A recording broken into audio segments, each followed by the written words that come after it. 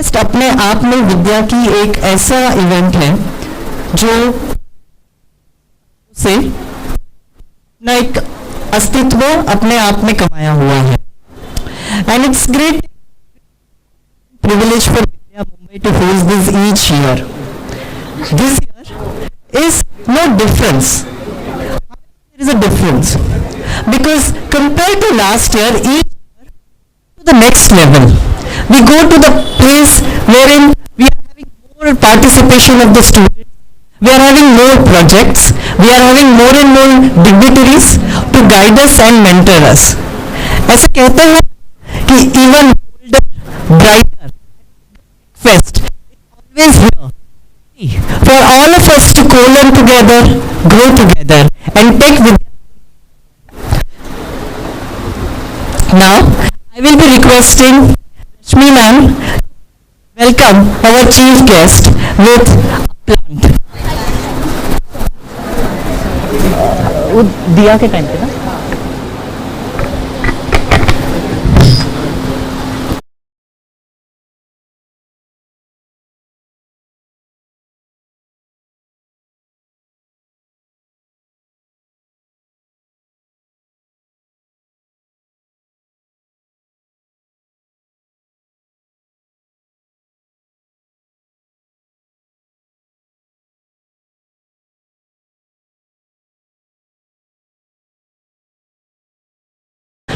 in Indic tradition we have always seen darkness as a symbol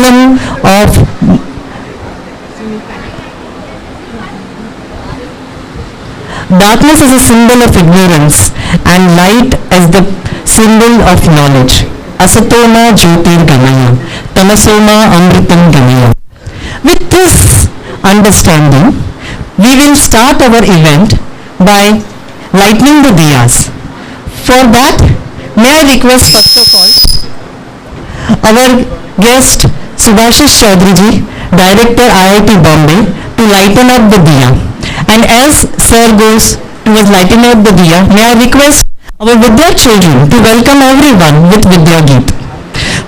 Along with that, may I request Padma Shri Deepak Pathak ji to lighten the diya, Ashok sir and Rashmi ma'am to lighten the diya, Asham Desai sir, Professor Kannan and Dr. Dan Dabolkar sir, Professor Kavi Arya, Bella ma'am and Priyanka Tandon ma'am, and may I also request Priyanka, Nehala ma'am and Mandapur sir to lighten the diya. Thank you.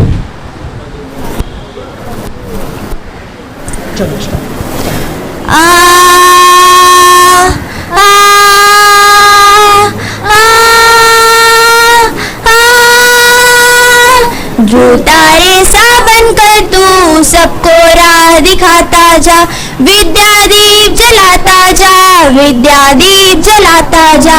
जो तारे सा बनकर तू सबको राह दिखाता जा, विद्या दीप जलाता जा, विद्या दीप जलाता जा. आ आ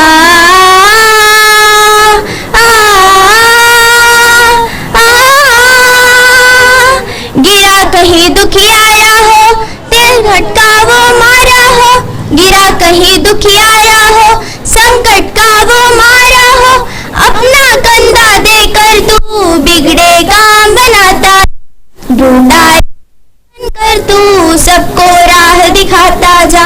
विद्या दीप जलाता जा, विद्या दीप जलाता जा. जो तारे सा बनकर तू सबको राह दिखाता जा, विद्या दीप जलाता जा, विद्या दीप जलाता जा. आ आ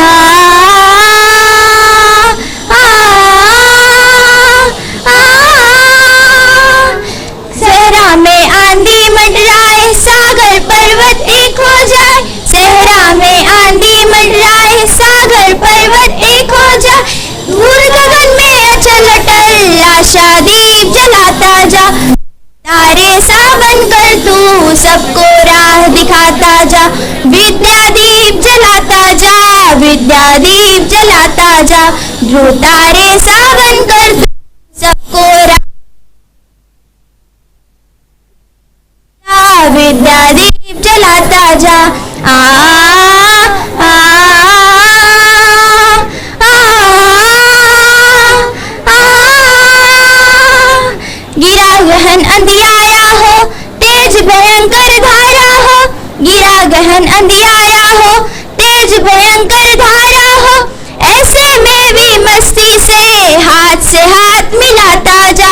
जूता रे सावन कर तू सबको राह दिखाता जा, विद्या दीप जलाता जा, विद्या दीप जलाता जा, जूता रे सावन कर तू सबको राह दिखाता जा, विद्या दीप जलाता जा, विद्या दीप जलाता जा।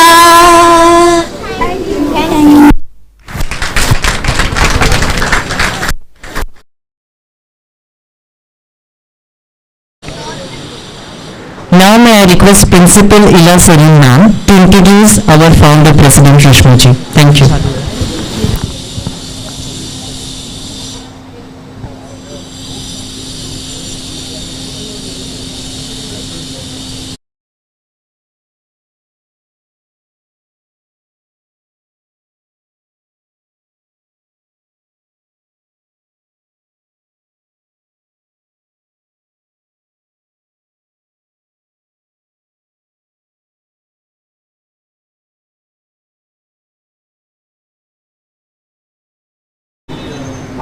We are requesting Ila ma'am to introduce our founder President Rashmi Mishra ji. Thank you.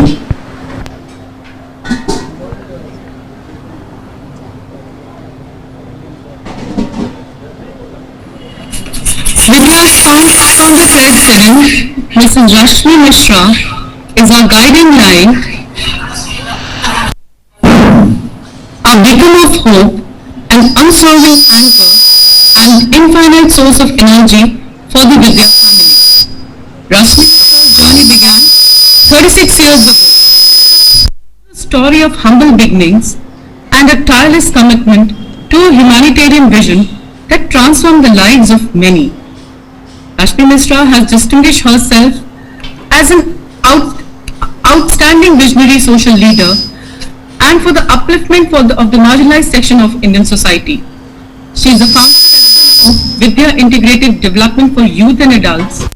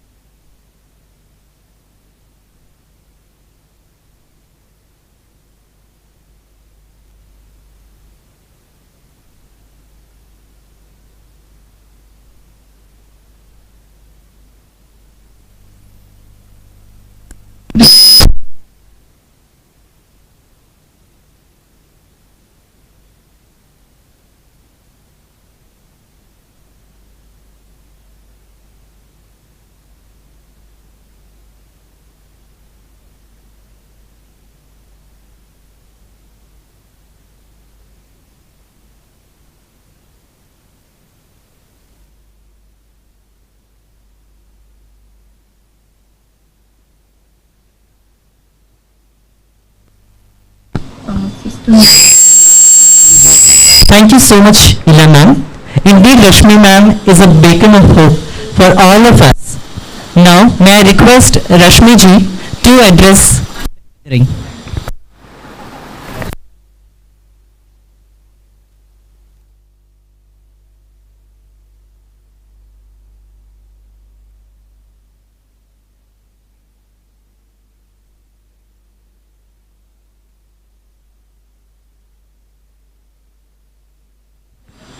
I thank you, Ila, for your wonderful thoughts. Well, a very, very good morning to all of you. This a little tech defect will happen when we all work together, but that's how we learn. But I want to welcome you all very, very warmly here on behalf of the VIDYA family.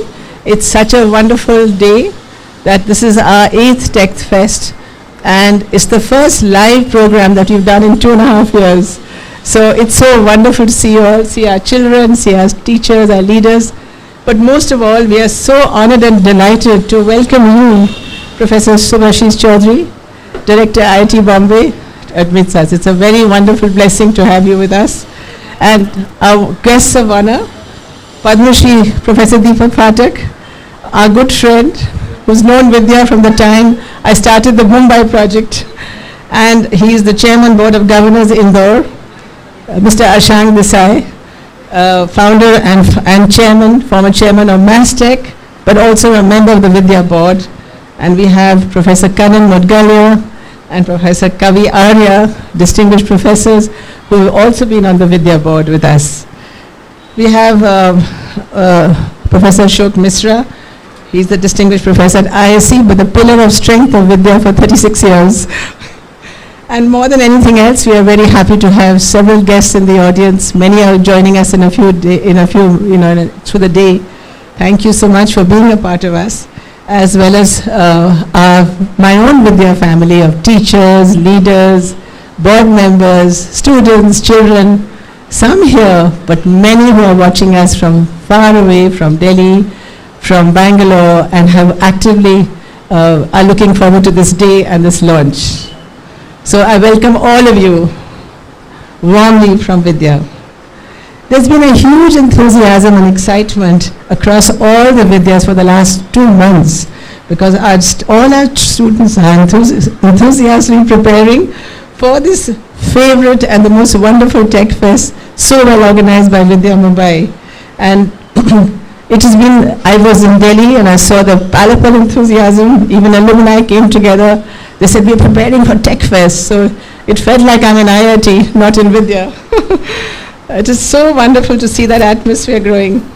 And what we are so proud of is the very first time the luminaries we have on our dais have come together to celebrate Vidya with us and to give us their blessings. So let's give them a big hand. So our dream through this Tech Fest is to create a scientific temper so our children can learn to innovate, to be creative, and to start new enterprises. We're just building a 3rd floor in that very well-known Vidya School, our biggest project, to create an innovation center so our children can innovate, and we're going to do the same in all our Vidyas together. So the journey of Vidya, you heard a little from Ela ma'am. It's 36 years old. It's one of the oldest living NGOs after India's independence. But it started in very simple ways. As you know, we were in IIT Delhi for many years, and I saw the little children across the wall, or on the wall actually, of IIT Delhi, and never had a chance to go to school. And I didn't know that will change my life. It did. I started teaching 5 girls, and today we've educated more than 4.5 lakh children, youth and women across the country. It is 79 projects, and our effort has been to give them the best possible holistic education so that they can be the movers and shakers of our country. We are always working on what is called life skills. As Ela shared, we educate, empower, and transform. So for every child that comes to Vidya, every student of Vidya, we hold hands till they're employed. We don't leave them. And what is the amazing thing. And the magic of Vidya is the team who follows this through day and night. We celebrate once in a while, but they work day and night in slums, in communities, in schools, in government schools to make this a reality. One of our biggest projects, like I shared, is the Vidya School Gurgaon, based on 5 acres, has 1,200 children, 700 women, their mothers, and also has about a similar number of youth who have dropped out of education. They are from the most needy families in and out of Delhi and Gurgaon. But the wonderful thing is that they not only match privileged schools, we are rated amongst the 10 best schools of Gurgaon, which has the best schools, DPSs, Sri Ram School. Our children compete at every level. In robotics, you'll be happy to know, Kavi, we won 2 international robotics awards from the Vidya School. And STEM, and our graduates are everywhere. They're in NITs, they're in Praksha University, in Ashoka University, in LSR, in Gargi. Every child who graduates from the Vidya School goes to college. And the best news is this year, we produce an IITian. And that is, his name is Pavan Divakar. And we hope this is the beginning of many more, but we create that atmosphere and build the confidence so that they can. And it's every child in Vidya speaks impeccable English, has a dream, and our effort is to make that dream come true. So Vidya Mumbai started right here, 2001 from IIT Bombay. So why we have an MOU with IIT Delhi? We'd love to have an MOU with IIT Bombay. And I thank this amazing team led by Mr. Nayan Borkar, our Vice Chair. Let's give him a big hand.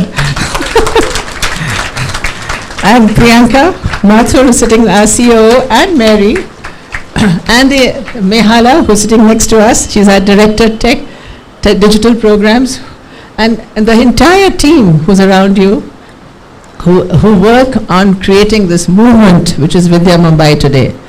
I don't know if you realize that the Vidya has has 36 centers of Vidya in Mumbai, 16 projects, and in the last year we educated more than 7,000 people in the pandemic year. Many NGOs folded, but Vidya became stronger. And the corona taught us many, many lessons. And of course, it was not an easy time. It was time when we all rallied together to be the change. It was not an easy task. And we rallied together. The Vidya Mumbai team supported more than 80,000 beneficiaries.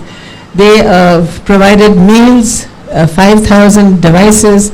They partnered with Rajwadi BMC Hospital, gave them an ambulance and medical equipment, and they made over to our girls, they have a stall at the back, more than 25,000 masks, which were distributed free of cost to the whole Powai area. Anybody need a mask, we made sure they were all masked. And so this is just to give you an idea, that we just don't educate, we totally transform. But what we learned, the biggest lesson we learned in COVID, that change is the only constant. That Vidya had to reinvent itself to take forward our whole family of Vidya students so that they can be the movers, they have to change with the times. So we reinvented Vidya. We decided to reimagine our journey, to rebuild our strategy, and to restart our work. Because we realized that with this Tech Fest, we're actually launching this big vision. In 2035, we turn 50 years. That's 13 years from now, right? I hope I got my maths right. But what we want to do in this next 13 years, we want to be independent, self-sufficient, no donors. So I'm leaving this challenge to my team here and to all of you to help us with that. We have 4 lakhs today. We want to be 20 lakh direct beneficiaries. We work in 5 cities. We want to work in 50 cities and rural districts as well as villages where we are required. We work out of 42 government schools. We like to work with 1,000 government schools.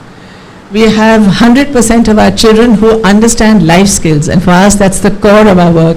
How to be a good, better human being who creates a peaceful world. We want 100% of life skills taught to all these beneficiaries. 70% of our children should be leaders of change in their communities, in their families, the country, and then the world at large. So how do we achieve that? The only way we can achieve is with tech intervention. And that is where we are today. That is what we have to learn. And that's where we need your help. We cannot do this goal alone because it requires all of us, a little bit of all of us to make that difference. So we request you to be our guide, advise us to achieve this dream. So what we are looking for is to create a digital library, and for that we will need interns, volunteers who can train our teachers and our students in tech. Even I need to learn more about tech. I'm ready to learn even in this old age. We need to know cloud development, project automation. We like to work with our friend and neighbor, the IIT Bombay. So see how we can transform this effort so that many more across the country can actually be educated through Vidya.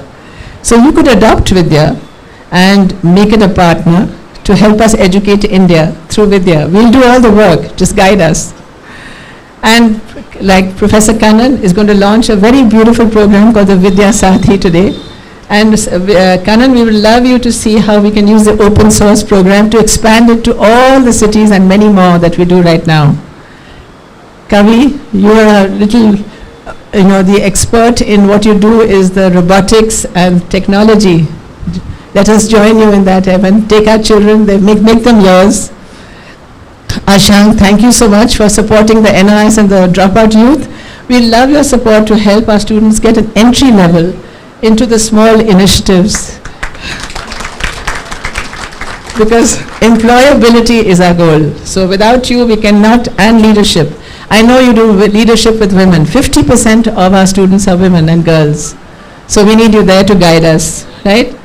So I think what is the most important today is we can do the hard work of educating, but we don't have enough mentors.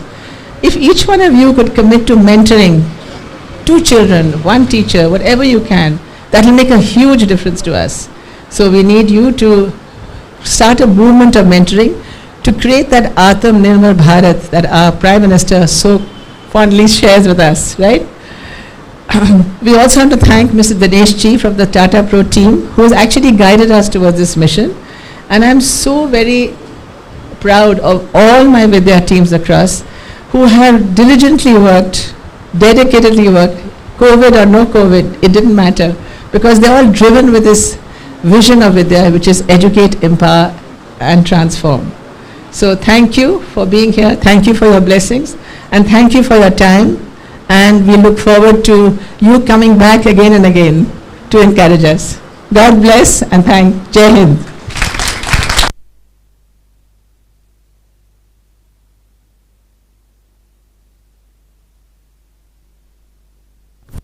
Hello. Thank you very much, Rashmi ma'am, for your inspirational words. Each time we feel disappointed, sad, or we find times are challenging, we look at your speeches and we get auto-inspired, ma'am. Your words and the strength it carries moves us forward each time we hear you, each time we see you, and above that, each time we see you work with our communities. Ma'am, without you, we are not here. Thank you so much for making Vidya 38 years ago and what it is today. Indeed, we are grateful eternally. And now, may I request our Honorable Vice President, Dr. Nayan Dabolkar, to give the journey of Vidya. Thank you.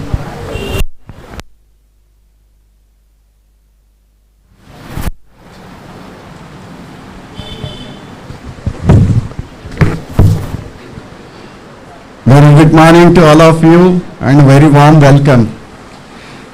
Respected Professor Subhashish Chaudhary, Director IIT Bombay, and the chief guest of today's event, guest of honor, Professor Ashok Mishra, Distinguished Professor, Institute of Science, Bangalore, guest of honor, Mr. Ashang Desai, founder and former chairman of Mastec and advisory board member Vidya, guest of honor, Padma Shri Professor Deepak Phatak, Chairman, Board of Governors, IIT Indore, Professor Kannan Mudgalya, Advisory Board Member Vidya, Professor Kavi Arya, Advisory Board Member Vidya, Ms. Rashmi Mishra, Founder President Vidya, donors, partners, and entire Vidya family also watching online. As you all are aware that Vidya aims is to provide holistic education to children, youth, and women through schools, collaborations, and community programs. The major gaps in the school's education system, especially in the government and low-income private schools, are lacking of conceptual understanding and overall growth of the child. Vidya's aim of holistic development is only achievable with the pragmatic approach to the education.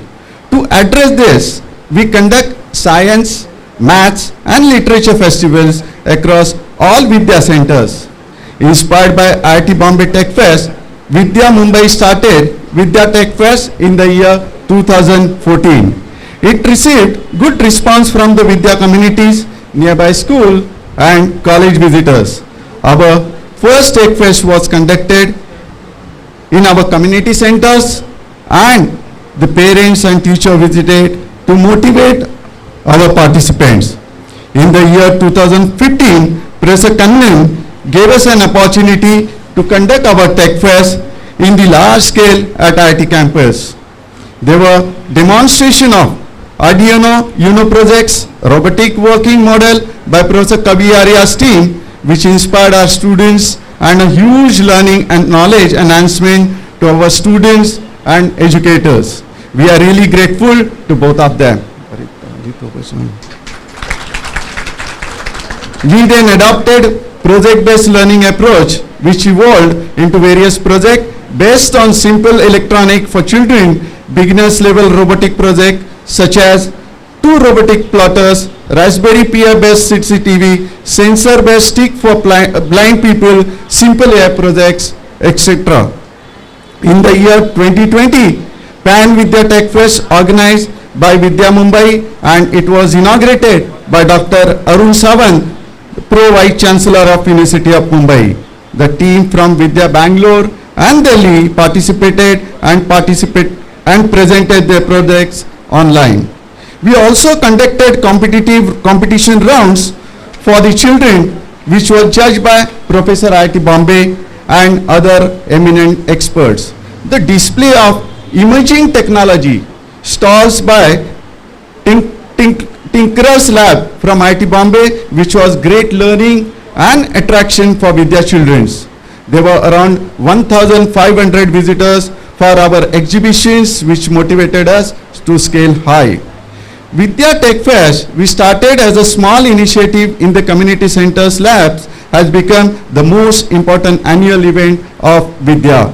And here we are today bringing you the hybrid version in which you will experience the projects such as AI-based projects by children, web and app development by youth, alumni, students pilot on Digital Saathi, and so on, presented by Delhi, Bangalore and Mumbai. We believe that this sort of exposure to our students builds their critical thinking, problem solving, presentation and communication skill. Over the year, we could observe the change in the participation level of our students with involvement and commitment. They are coming up with new projects ideas, and we could also observe high spirit of collaborative work. We would like to create many more opportunities for our students by having our tinkering lab, makerspace and one-on-one mentoring opportunities for our students. I am confident that all of these will help in shaping their interest towards science and technology. Therefore, we look forward for your support towards this initiative to make this successful and paramount. Thank you so much. Jai Hind.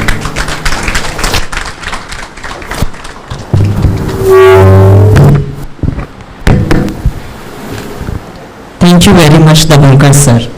Indeed, how wonderful it is to learn about the journey of Vidya, which started in 2014 at such a small scale, and it has reached to this level right now. And in this journey, we have covered almost all the aspect of technology, isn't it? We covered AI, artificial intelligence, virtual reality, things of internet, IoTs, robotics, and so much. All this was possible because of the mentorship of the people who are present here in dais, and we look forward to continuous mentorship of each one of you. At the same time, it was possible because of the work of each and every Vidya team member, family member and the students. Indeed, we can say this one thing for sure today, and that is, at an NGO level, this is the biggest tech fest which is happening, and we all can take a pride in it collectively. Now, may I request our chief guest, Honorable Director of IIT Bombay, to come here and give us the few words of inspiration. Thank you, sir.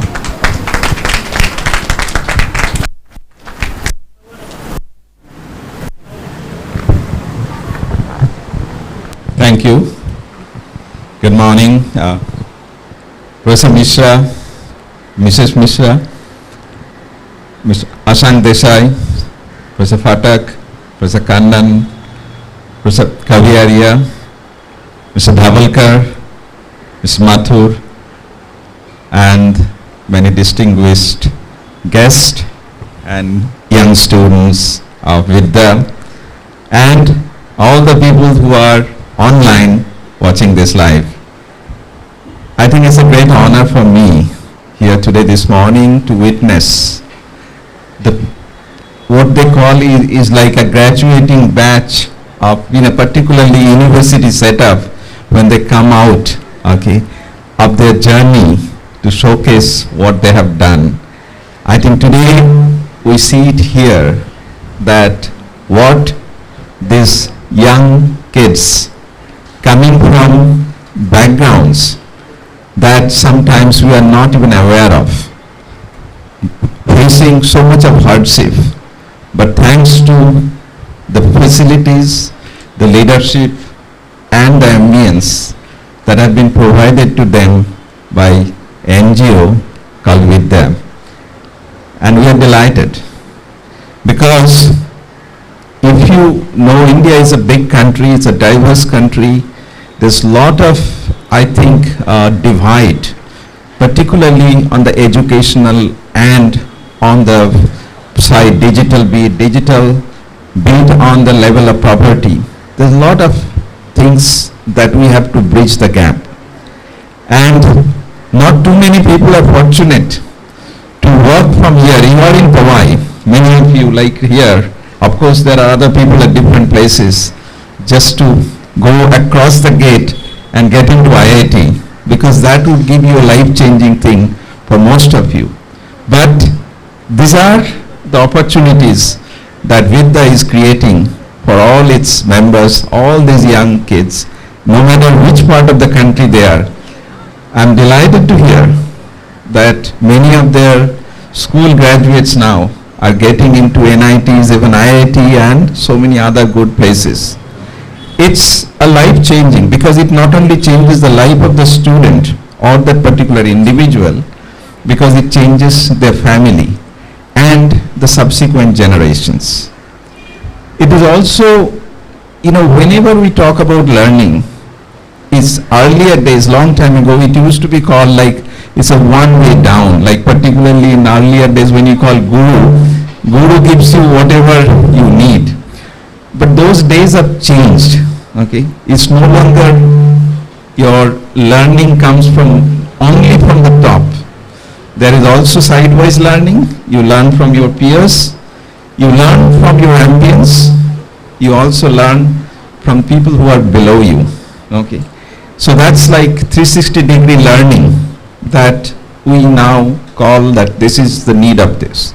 And we are delighted that thanks to the wonderful leadership of Mrs. Mishra, okay, Mr. Dhabalkar here, and many other people all over who have been putting in to ensure that you get the best education, best training, whatever is possible.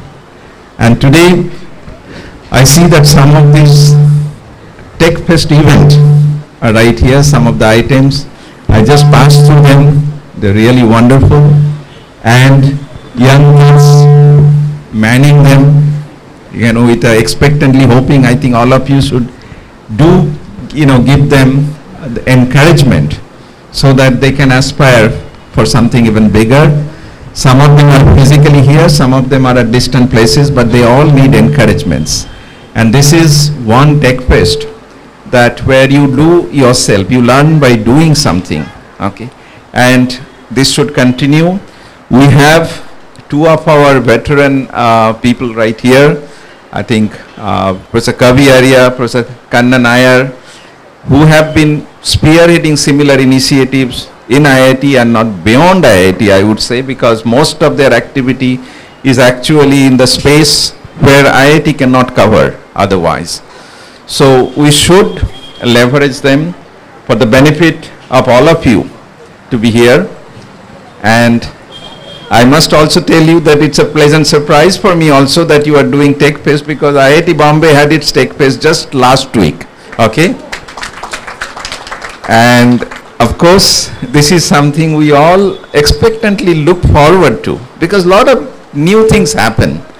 And sometimes these small innovations give rise to doing things which could actually create some opportunity for a lot of other people who are your neighbor, who are your friends. And as you may be knowing that, I think like one of the simple thing possibly to do is to develop good applications and app which is not so much of resource intensive, but will put you somewhere where probably the earning a good livelihood and others become a lot more easier for you. So the technology opens up door for our enrichment, our life, okay? So I think all of you should work into that and see, I'm sure, the patronage that you receive from Professor Mishra, Mrs. Mishra and others will take you further. I think Mrs. Mishra is looking for a horizon of only 13 years to become 50, for this particular Vidya, but I think it will go much, much beyond, okay? And your legacy will continue because this is a way of you are giving back. I know that, I thoroughly enjoyed myself as a young professor in IIT Bombay, thanks to the patronage of Professor Mishra, Mrs. Mishra, they were there. They're extremely kind and helpful, and they spearheaded IIT to higher level. What I have, my contribution is to just inherit it from good hands. That's all that we have done.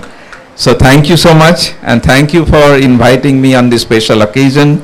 I wish all the the kids, I'm just saying kids because they are much more younger, okay, to us, all of you, all the best in your endeavor, no matter what you do, all of you, a successful life ahead. Thank you so much.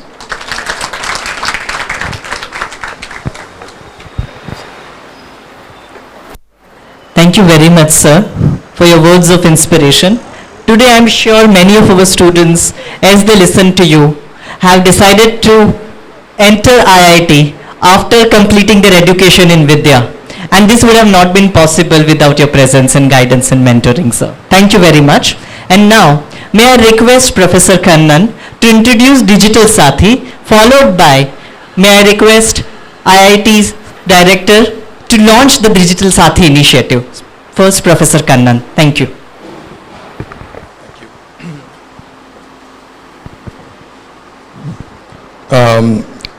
Dignitaries on the dais, especially Mrs. Mishra. I am truly honored to be here with all the learners, especially the young ones. So I'm here to introduce the Digital Saathi program. It's an amazing program. Because it's an initiative towards women empowerment. So people say that when a girl is trained, it's going to help two families, her family and then the families of in-laws. So as a result, if we can empower 50% population, namely the women, the whole country will get empowered.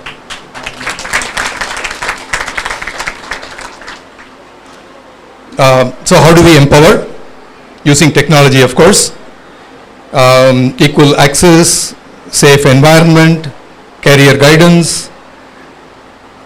More importantly, make them aware of their potential. We know this from Ramayana, right? Right? Story of Hanuman. Yeah, to learn the potential, and he could do amazing things. Educate them, and then also livelihood skills for employment, possibly even to give jobs. Okay, that will be amazing. Now, Digital Saathi attempts to do that in urban slums and also in rural communities through the alumni of Vidya. That's an amazing thing that they can give back, and of course other volunteers and so on. It is aligned with Digital India, digital literacy program, for example. In the initial phase, the pilot program is to train 100 uneducated women in the Powai area on some of the nice things we mentioned. I will detail them. Got a list of those things. There will be a certified training, 3 levels, beginner, intermediate and advanced. In the basic level, let me list some of these things so that you get an idea of what we are talking about. I won't take too much time, but I'll just list them. Basic level, knowing the device, for example, it's all to be done through mobile phone. I forgot to mention. Nowadays, smartphones are available. Smartphones are getting cheaper. You can do tremendous things with a smartphone. So, can the target audience be trained using the smartphone? So, the first one is knowing the device, installing the app, then efficient use of it, connecting with the world. That's a beginner level. Okay. Now, intermediate level, it's slightly more advanced. Things like how to set it, settings, for example, airplane mode, and then efficiently using through Bluetooth, call recording, screenshots, notes taking app, so on and so forth. Connecting with the world, voice assistant, photo, video apps, Facebook, Instagram, social media, language translation using Google Lens, using email, YouTube videos, cloud storage, Google Drive, video calling, group calling and so on, almost everything. Okay, we call it intermediate because there is something more advanced level. So there you have, of course I forgot to mention about intermediate itself, online booking, e-commerce shopping, then ordering through Zomato, things like that. So you are hungry, they are also entitled to order through Zomato, for example. Privacy, very important. Security, how to keep their information safe, for example. I'm really pleased to have digital etiquettes as a part of this proposed program, because that's something even the so-called educated people don't seem to know. So I'm really happy that this is going to be very useful. SMS, OTP, how to keep them safe and all that. Finally, at the advanced level, connecting with the world, learning and content creation. Content creation is going to be incredible, that they can also create. In fact, I would like to mention at this point, the spoken tutorial team will be happy to join hands, help create some of the educational content, dub them in various languages, and more importantly, to teach the Vidya team how to create this content using open source information. So you don't have to buy anything.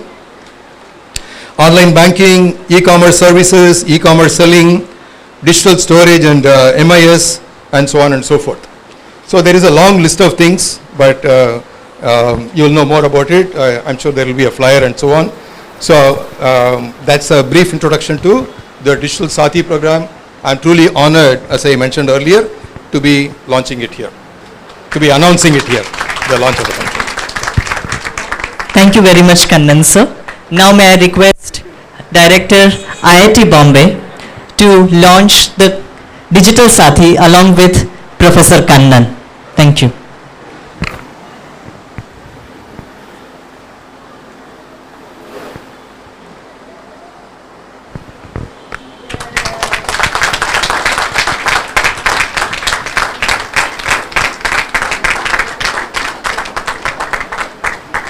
Thank you very much, sir. Now, may I request Rashmi ma'am to give the plant along with the goodie bag as a token of appreciation from Vidya Mumbai to the chief guest. May I request Dabolkar sir to welcome Professor Mishra. May I request Priyanka Tandon ma'am to welcome Ashank Desai sir.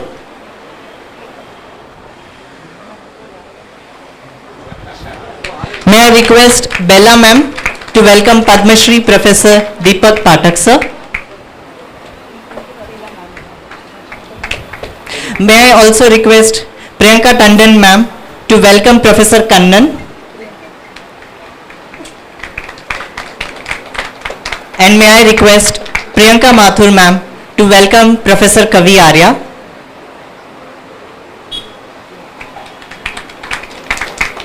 And may I request Mehala ma'am to welcome Rashmi ji.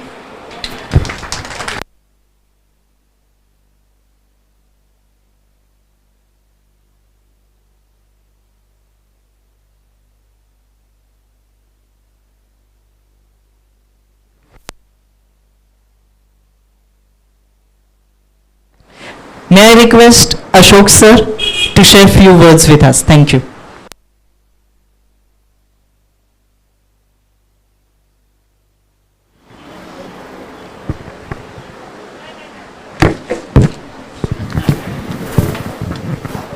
Professor Shubhashis Chaudhary, Director IIT Bombay,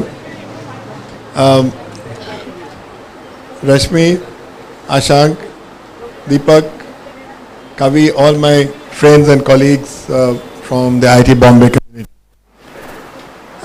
First of all, it's a pleasure and an honor to address this gathering. Since I've been part of Vidya from the background, not really in the front, so I've seen it grow from strength to strength, and it's now, every time Rashmi tells me I have 60 programs and 70 programs, and there's 79 programs, I'm amazed how all this is happening. So it's all because of the Vidya team, all Delhi, Bombay, and Gurgaon, and Bangalore now. So just to mention to you, in the pandemic, in one area of Whitefield, there were two primary schools, and we saw them closing down during the pandemic because the kids are not coming and so on. In the same area, Vidya took over a house on rent and converted into the center of excellence right through this pandemic. So it's their commitment and their enthusiasm which makes things happen, and all kinds of cultural activities and so on are going on. So I just want to mention that the students of Vidya are excellent, and I always say that what Vidya does is provide quality education to those who are not privileged. When the brain is there, it doesn't distinguish between somebody who is privileged and less privileged, rich or poor, and so on. Many organizations, many NGOs provide rudimentary education to not so privileged people. Whereas this Vidya's ethos is that they want to give as good an education at any major public school and make them into much empowered, much educated kids. Educate, then empower, and then of course their lives transform. So I'm delighted to see that Vidya Mumbai team has taken the lead to organize Tech Fest for several years now. I watched in the digital version last year, or 2020, and this one I'm seeing live. The inspiration obviously seems to Tech Fest of IIT Bombay, which started when I was there when I joined, with somewhat modest beginnings. It's the Mood Indigo which has larger crowd and more hype, but slowly Tech Fest took over, and it became as big as an enthusiastic a function as the other cultural functions. From all parts of the country took pride to attend it. So Tech Fest provides the students an opportunity to share their thoughts, think out of the box, come up with projects and display them, because they have to display not just ordinary things, something which is worth displaying. Gives them an idea to convert their knowledge into something built by their hands, gives them an idea to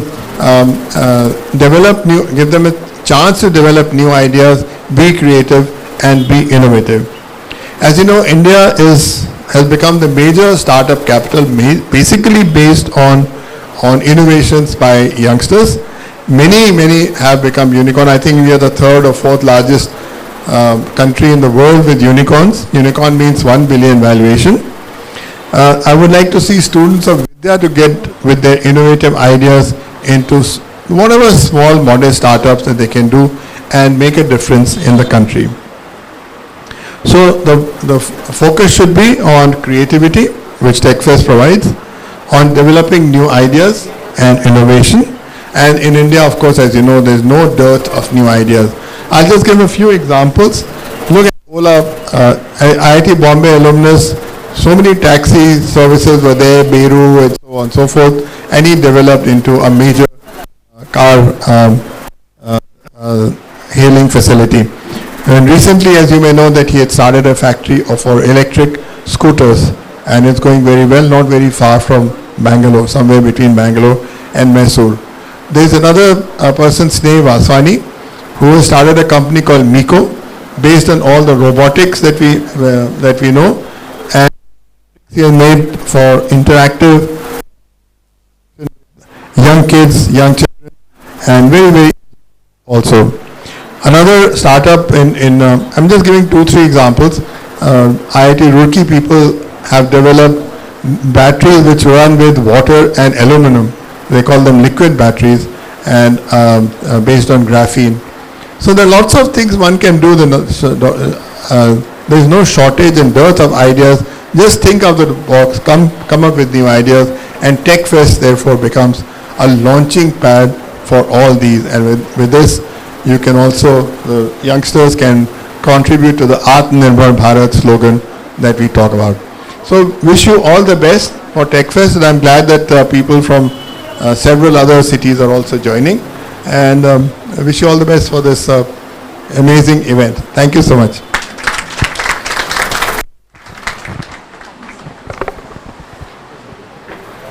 Very much, Professor Mishra.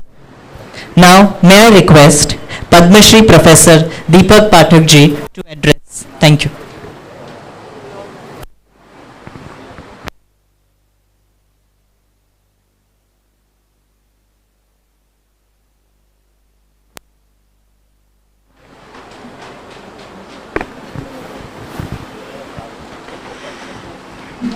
नमस्कार, मैं हिंदी में बोलूं तो चलेगा?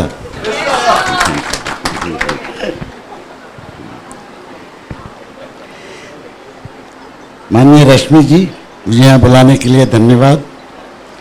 Professor Ashok Mishra और रश्मि जी ने IIT के लिए क्या किया, ये मैंने खुद अपनी आंखों से देखा है, और इसलिए बड़ी प्रसन्नता होती है जब किसी ऐसे माहौल में दोनों मिलते हैं साथ में।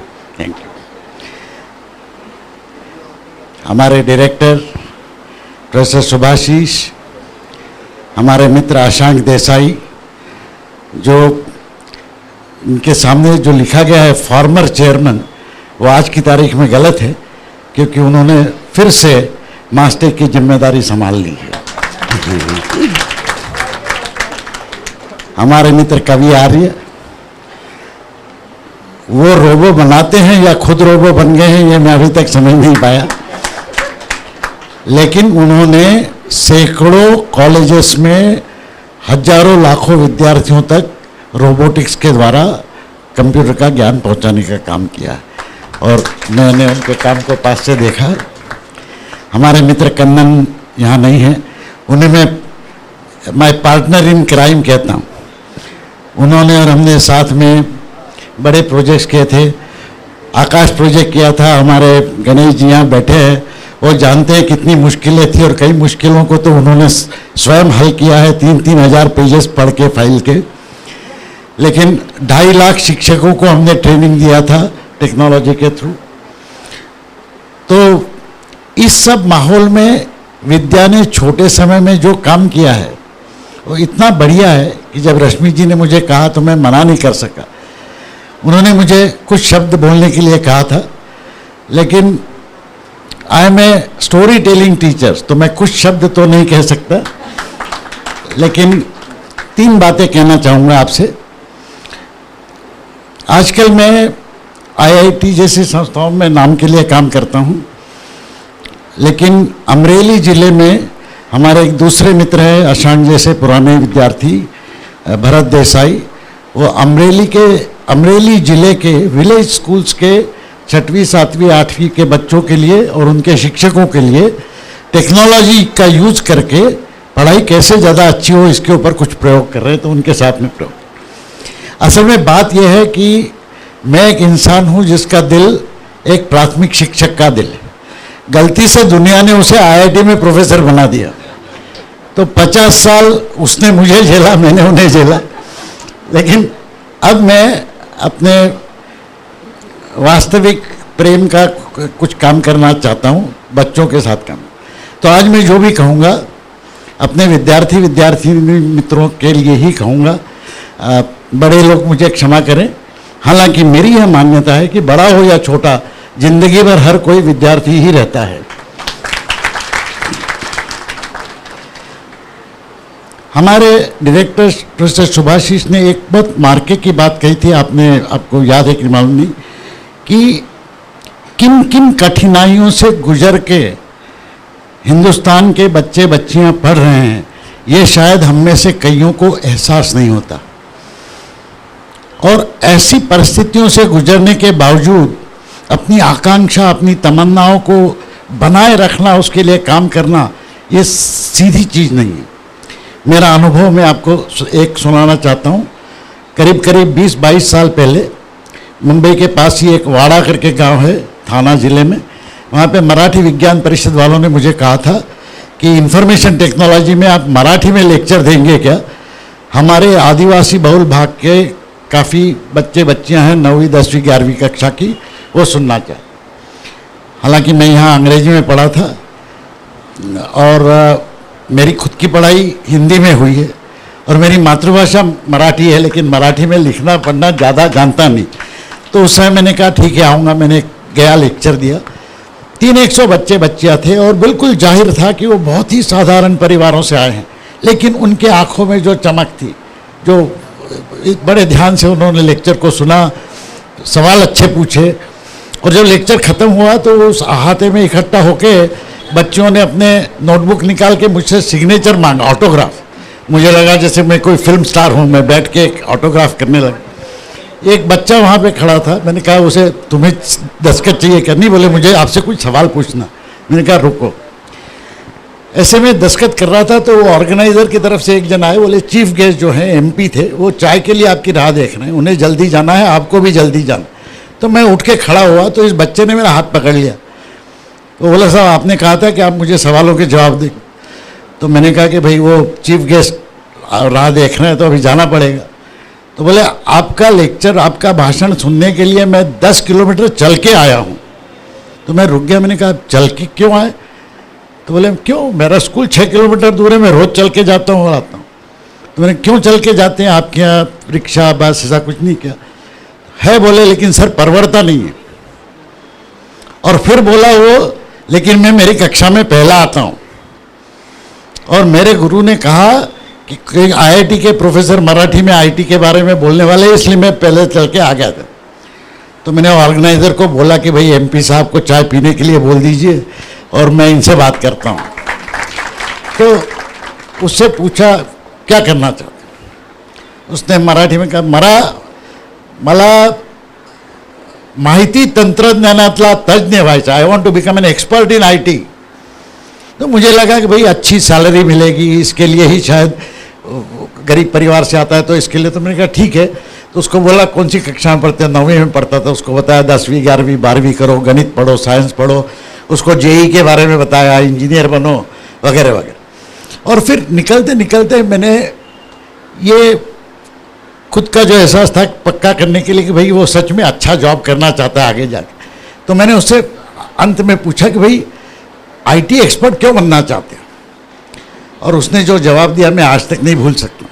उसने कहा कि हमने पेपर में पढ़ा था कि आपके एक विद्यार्थी है नंदन नीलेकणी, उन्होंने इन्फोसिस नाम की कंपनी बनाई है, मैं उससे बड़ी कंपनी बनाना चाहता हूँ।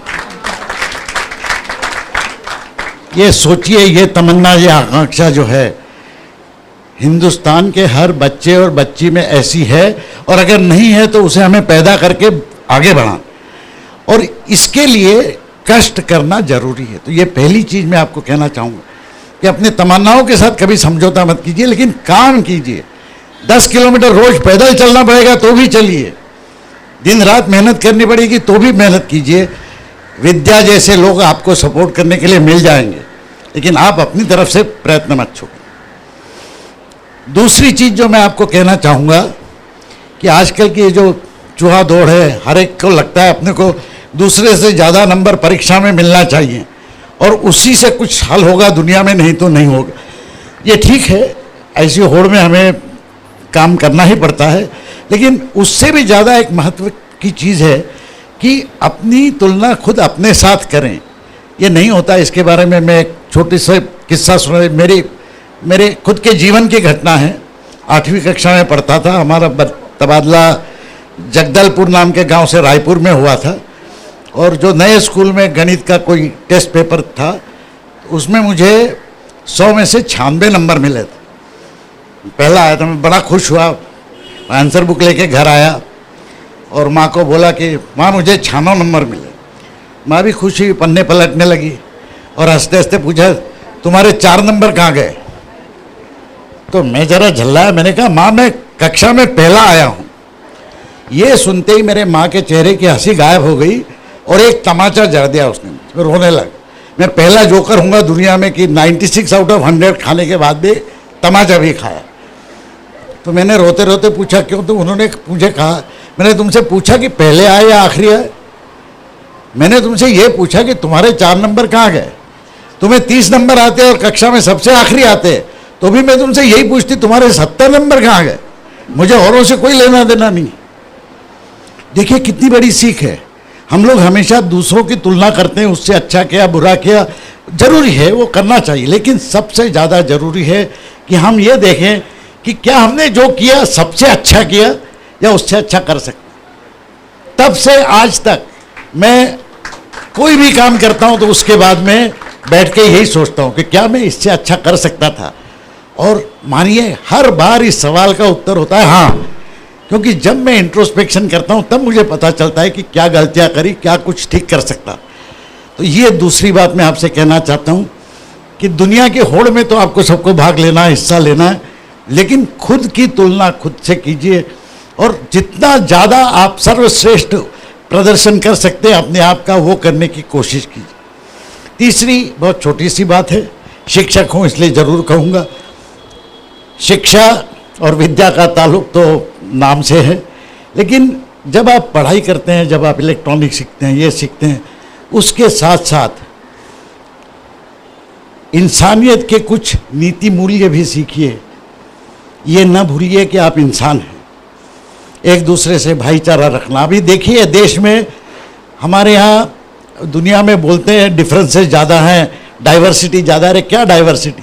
ये हमारे देश को देखें, हर धर्म है, हर भाषा है, हर मजहब है, हर चीज़ है, और खासियत यह है कि हम हर चीज़ पे झगड़ते भी रहते हैं, लेकिन फिर भी देश करके एक देश के साथ में रहते हैं। हम एक दूसरे के बारे में सोचते हैं। नीतिमत्ता जो है उस इस बात से आती है कि कम से कम हमारी एकेडमिक मूल्य जो हैं, किसी की कॉपी ना करें, खुद का काम खुद करें, चोरी ना करें। अभी आप देखते हैं हर बार पेपर में यही छप के आता है कि इसने इतने पैसे खाए, इतने उतने बंगले बनाए, उतना ये किया। ऐसा देख के शायद ऐसा लगेगा कि भाई यही सब करने के लिए दुनिया बनी है। नहीं, ऐसा नहीं है। ये लोग संख्या में थोड़े हैं, गलत काम बड़े दिखते हैं इसलिए पेपरों में छप के आता है, लेकिन अच्छे कामों की भी कीमत होती है। तो मेरी आखिरी और तीसरी बात आपसे ये कहना चाहूँगा कि जब आप पढ़ाई करें, अच्छा पढ़ें, साइंस पढ़ें, टेक्नोलॉजी पढ़ें, लेकिन इंसानी नीतिमत्ता के मूल्यों को न भूलें, उनको साथ साथ लेके चलें। धन्यवाद।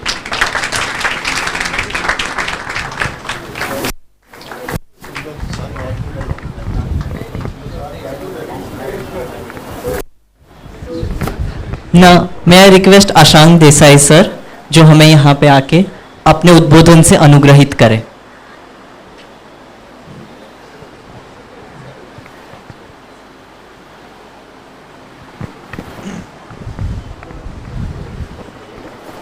Dear Rashmi, Subhashish, Ashok, Deepak, Kavi, and Ms. Dabholkar and where is she? Priyanka and all others. Now that my friend Deepak has started in Hindi, I said I'll start in Marathi. No, don't worry. I'll speak in Hindi maybe. I'll give it a try. I can't speak as good Hindi as Deepak. He has been brought up in Indore. मगर बात ऐसी है कि जब मैं रश्मि जी को मिलता हूँ, मेरा एंथुजियाज्म बढ़ जाता है. मैंने ऐसी कोई लेडी देखी नहीं जो एंथुजियास्टिक 24/7 हो. उनको कभी भी फ़ोन करो, उनको कभी भी मिलो, she is full of energy. And I think इसी के लिए ये 36 इयर्स की जर्नी जो हुई है वो सक्सेसफुल हुई है. कोई भी सक्सेस होने के लिए एक लीडर चाहिए, और रश्मि जी जैसा कोई लीडर मिले तो फिर सक्सेस तो होना ही चाहिए. दूसरी बात ऐसी है कि मैंने बहुत एनजीओज देखे हैं, मैं भी बहुत एनजीओ से काम करता हूं, बट बहुत कम ऐसे एनजीओज हैं जो ग्रो करते हैं, सस्टेन करते हैं, आगे बढ़ते रहते हैं, जिसको हम हिंदी इंग्लिश में इंस्टीट्यूशन कहते हैं. तो ये इंस्टीट्यूशन बनाना ये दूसरी बात है. तो उन्होंने सिर्फ खुद सक्सेस तो किया जरूर, मगर ऐसी टीम डेवलप की कि इस टीम आगे ले जा सकती है, और 50 साल और 50 साल के आगे भी उनका सक्सेस वो हो जाएगा, क्योंकि it is not dependent on one person alone, it is dependent on the team. तो इसलिए जब मैं विद्या में आता हूँ तो वो सोच के कि उनका एंथुजियाज्म मेरा और भी बढ़ जाए आज, ऐसी मैं अपेक्षा करके रोज आता हूँ. और उनका स्माइलिंग फेस देख के लगता है कि 37 इयर्स 50 इयर्स और बहुत आगे जाने वाली है ये संस्था. तो अभी टेक फेस्ट की जो बात करूँ तो मैं तो आईटी इंडस्ट्री का ही आदमी हूँ, so I live technology every day. और टेक्नोलॉजी तो इतनी फास्ट मूव हो रही है कि I myself feel I am lost. हर दिन टेक्नोलॉजी में चेंज हो रहा है, और ये टेक्नोलॉजी चेंज जो हो रही है, इसके लिए हमें कल के सिटीजन्स को प्रिपेयर करना चाहिए. मैं कल ही बात कर रहा था अपने न्यू कमिश्नर ऑफ पुलिस, जो एक्चुअली आईआईटी बॉम्बे के आईआईटी कानपुर के कंप्यूटर साइंस ग्रेजुएट है और कमिश्नर है अभी. उनसे मैं बात कर रहा था कि आज इतना साइबर सिक्योरिटी के क्राइम्स हो रहे हैं आजकल, हम police officers are not ready to solve that problem. क्योंकि उन्होंने टेक्नोलॉजी को देखा ही नहीं है कभी उनके मन में फियर रहता है कि ये हम कर नहीं सकेंगे. तो बच्चों से टेक्नोलॉजी शुरू करना, और वो भी इस तरह से करना कि वो हाथ से कुछ काम करे, इज वेरी इंपॉर्टेंट. क्योंकि ये सब जो स्टूडेंट है वो जब कल बिजनेस में आएंगे, पुलिस ऑफिसर बनेंगे या टीचर बनेंगे या जो भी बनेंगे, वो उनके स्टूडेंट को और उनके सबऑर्डिनेट को टेक्नोलॉजी का यूसेज बताएंगे. तो these are the leaders of technology tomorrow. So give them a big hand for doing all this tech fest. क्योंकि आज हमें बहुत सारे मिलते हैं लोग जो टेक्नोलॉजी की थियरी पढ़ते हैं. आईआईटी में तो कंप्यूटर साइंस के सब एक्सपर्ट्स हैं, मगर बहुत कम मिलते हैं स्टूडेंट जो मैं रिक्रूट करता हूँ आज, जिन्होंने कुछ किया हो हाथ से, जो कुछ दिखाए मुझे कि मैंने ये सब बनाया है. ऐसे लोगों को डेवलप करना स्कूल से, इससे अच्छा कोई कार्यक्रम नहीं है. मैंने देखा है कि 7वीं 8वीं 9वीं 10वीं में कोई इम्पैक्ट करे किसी पे, तो उसका इम्पैक्ट लाइफ लॉन्ग रहता है. मुझे जो इम्पैक्ट हुआ 7th 8th 9th में, वो बहुत इम्पोर्टेंट था. उसके बाद में जब हम बड़े हो जाते हैं तो we gets very difficult to change. तो तो ये इस एज में उनको देना ये बहुत एक इम्पोर्टेंट बात है, इसलिए मैं विद्या की बहुत सराहना करता हूँ कि it's a good tech fest. मुझे लगता है कभी कभी ये टेक फेस्ट उनका आईआईटी से भी आगे जाएगा विद द प्रेजेंट रेट। मैंने टेक फेस्ट आईआईटी का देखा था, इतना छोटा था, अभी बहुत बड़ा हुआ है। But point I am making is ये टेक फेस्ट यहाँ शुरू करना एक मेरे लिए बहुत इंपॉर्टेंट लग रहा है, क्योंकि डिजिटल डिवाइड जिसको बोलते हैं हम, ये डिजिटल डिवाइड कम हो जाएगा जो ये कल के स्टूडेंट, कल के सिटीजन्स टेक्नोलॉजी करेंगे। तो मैं यही प्रार्थना करता हूँ कि ये टेक फेस्ट का जो मूवमेंट है वो बढ़ते जाए year after year, and with the enthusiasm of Rashmi ji and all the people who are associated, Mr. Dabholkar, Mr. Priyanka and many others, sorry I don't know all of them, ये जो enthusiasm हो ऐसे ही आगे चले, and someday some of them can become unicorn, as Deepak was saying that we need unicorns not only from well-to-do family with a good background of education. Unicorns will come out of completely unknown entities, because Tech Fest kind of thing will make them think through new ideas.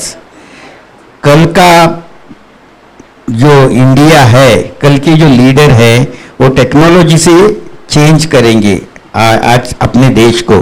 और ये सब लोग, मैं अभी बात जब करता हूँ स्टूडेंट से, तब मैं बोलता हूँ कि तुम्हें अभी 80 बरस आगे है, क्योंकि सब लोग 100 बरस जीने वाले हैं अभी, क्योंकि आज हेल्थ केयर में इतना सब टेक्नोलॉजी से चेंज हुआ है कि you will all live 100 years, all this young people. So 80 years में क्या करेंगे आप? टेक्नोलॉजी नहीं यूज करोगे तो पीछे जाओगे। तो इसलिए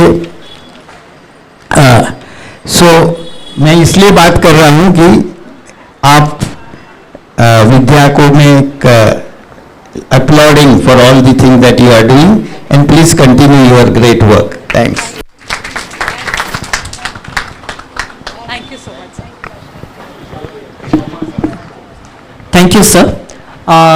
We know that Director Impress Mishra would be leaving right now for other important programs. so we are learning that Director IIT Bombay and Professor Mishra have other commitments. So we really appreciate their presence here. Thank you so much, sir, for being with us.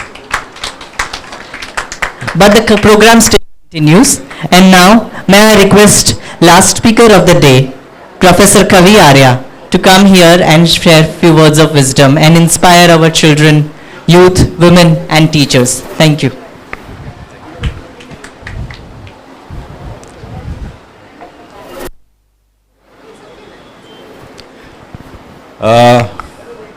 Good morning friends. हम जब IIT में आए थे young faculty के रूप में करीब 2000 सन में, हमने सोचा कि 2 साल रहेंगे, स्टार्टअप करके निकल जाएंगे।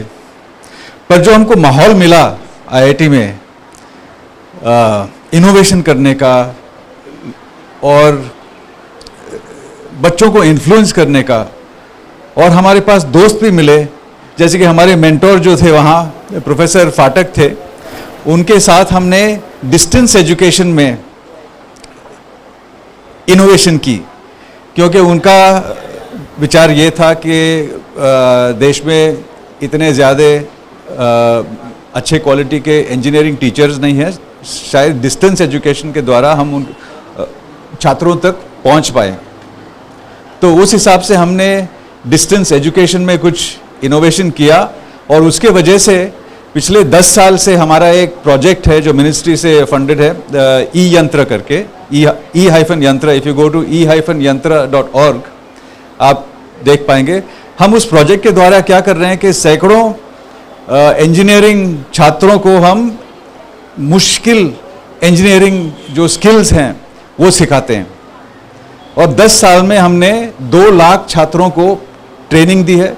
और इस ट्रेनिंग के वजह से ये लोग स्टार्टअप्स कर रहे हैं, पोस्ट ग्रेजुएट डिग्रीज कर रहे हैं, अच्छे अच्छे कॉलेज में जा रहे हैं, आईआईटीज़ में जा रहे हैं, बाहर भी जा रहे हैं, कार्नेगी मेलन यूनिवर्सिटी, कॉर्नेल वगैरह वगैरह, और अच्छे अच्छे जॉब्स भी मिल रहे हैं इनको, अमेजॉन इंडिया में, गूगल इंडिया में वगैरह वगैरह।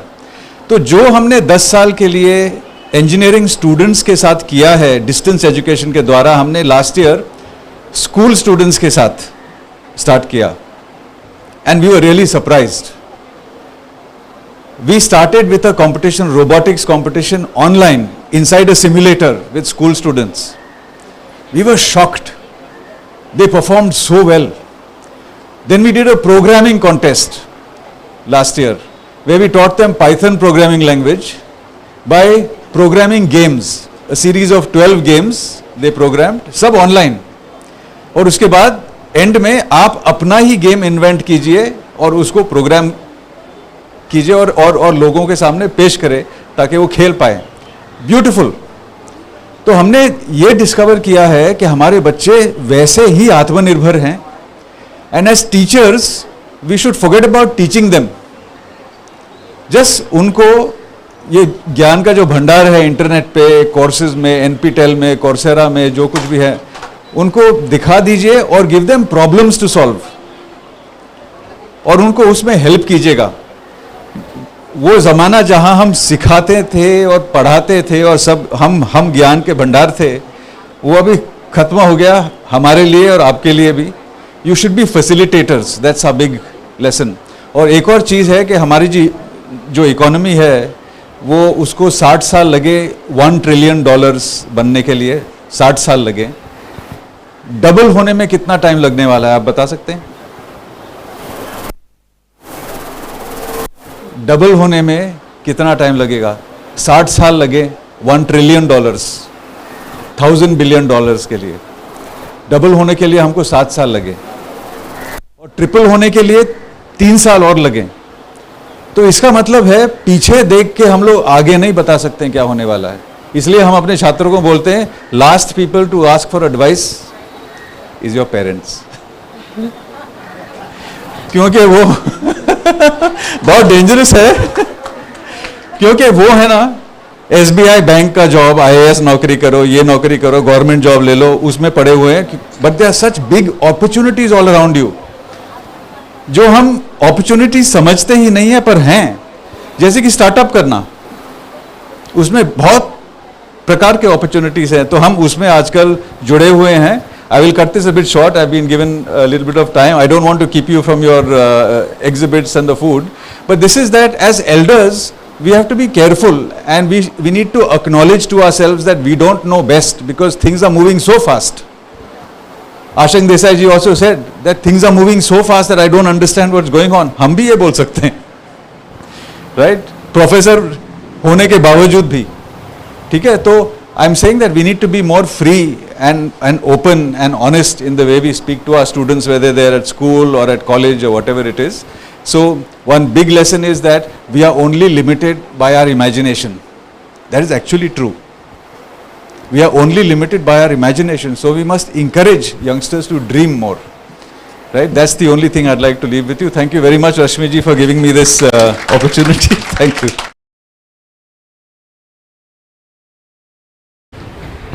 Thank you very much. And now may I request our CEO, Priyanka Mathur ma'am, to share what things are lying ahead, the things which we all are super excited towards, and all share token of appreciation. Thank you.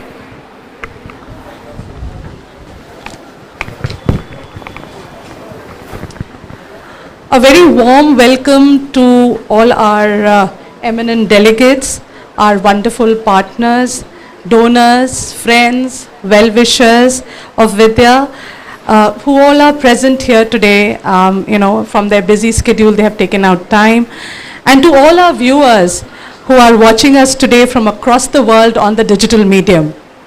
The 8th VIDYA Tech Fest is yet another addition to Vidya's series of highly engaging events organized with an intent of taking confident stride in the direction of technological enablement.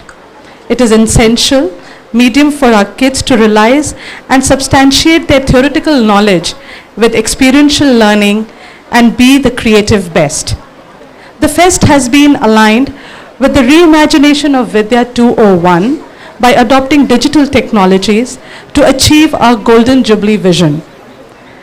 We are reimagining our journey, rebuilding our strategies, and restarting our work. This will change the way Vidya operates and achieves its mission, effectiveness, transparency, and accountability. This fest has provided a platform for our students to showcase their talent and innovative ideas, as well as their exposure to science and technological advancement through several exhibitions, panel discussions, and felicitation ceremony. Moreover, it has celebrated the launch of a new community transformation initiative, Digital Saathi, that empowers the community women of the country with much needed digital skill. We have participants from Vidya School Gurgaon, Beyond School, OBE, and iOS program, Margam Skill Development Initiative, Digital Empowerment Program, Alumni Base, and PPP schools from across India.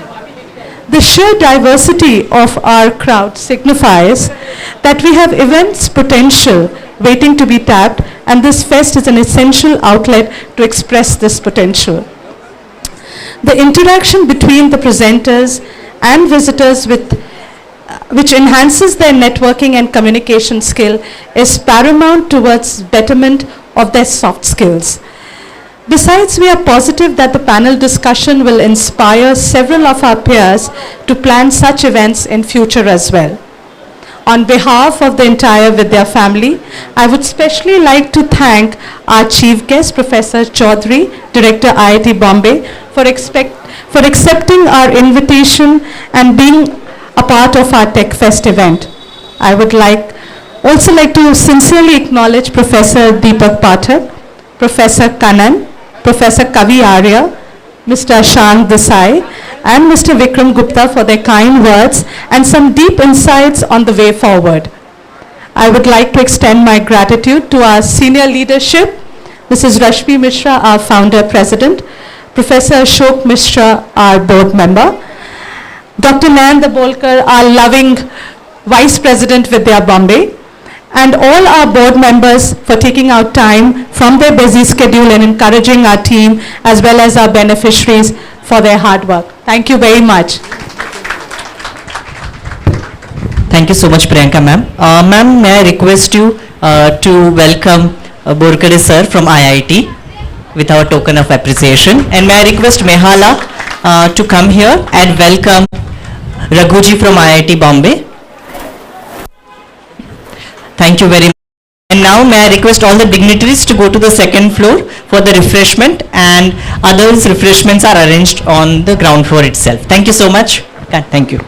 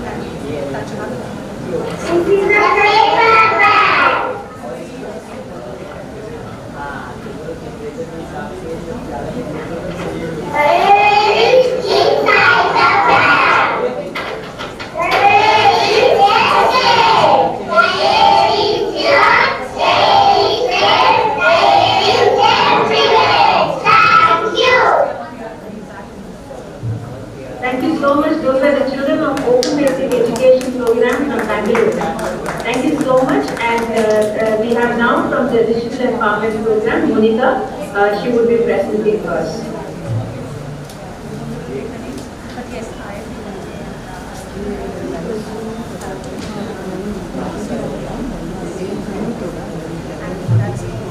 Yeah. Benusha, can you unmute?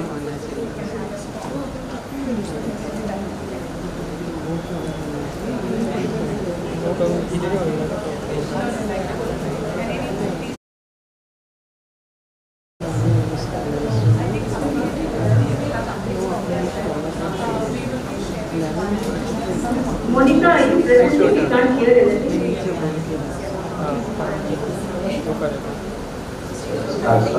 Yeah, can you start? Yeah. We haven't heard anything so much. We'll have to start again.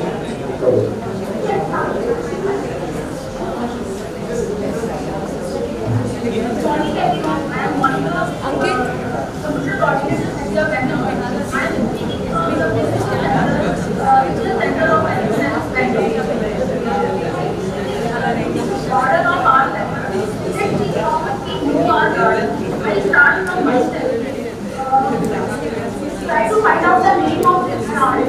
I don't know whether you know the name of this plant. This plant name? No, ma'am. Okay, so both of us don't know the name of this plant. Shall we try with the Google lens? Maybe Google lens to help us?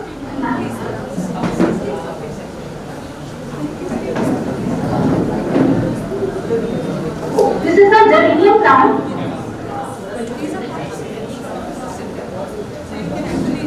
I got this name also. This is the spider plant. Thank you, ma'am. I have gathered few information about this plant and prepared about one slide. Please come into my computer lab.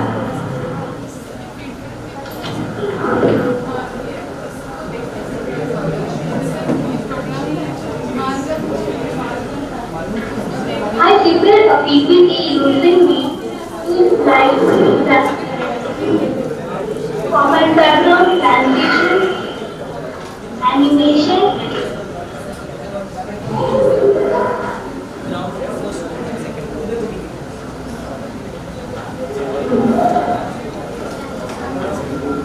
this is how our map reaches on daily basis. Map shows us any object and it asks us to find the name, and the name of the object using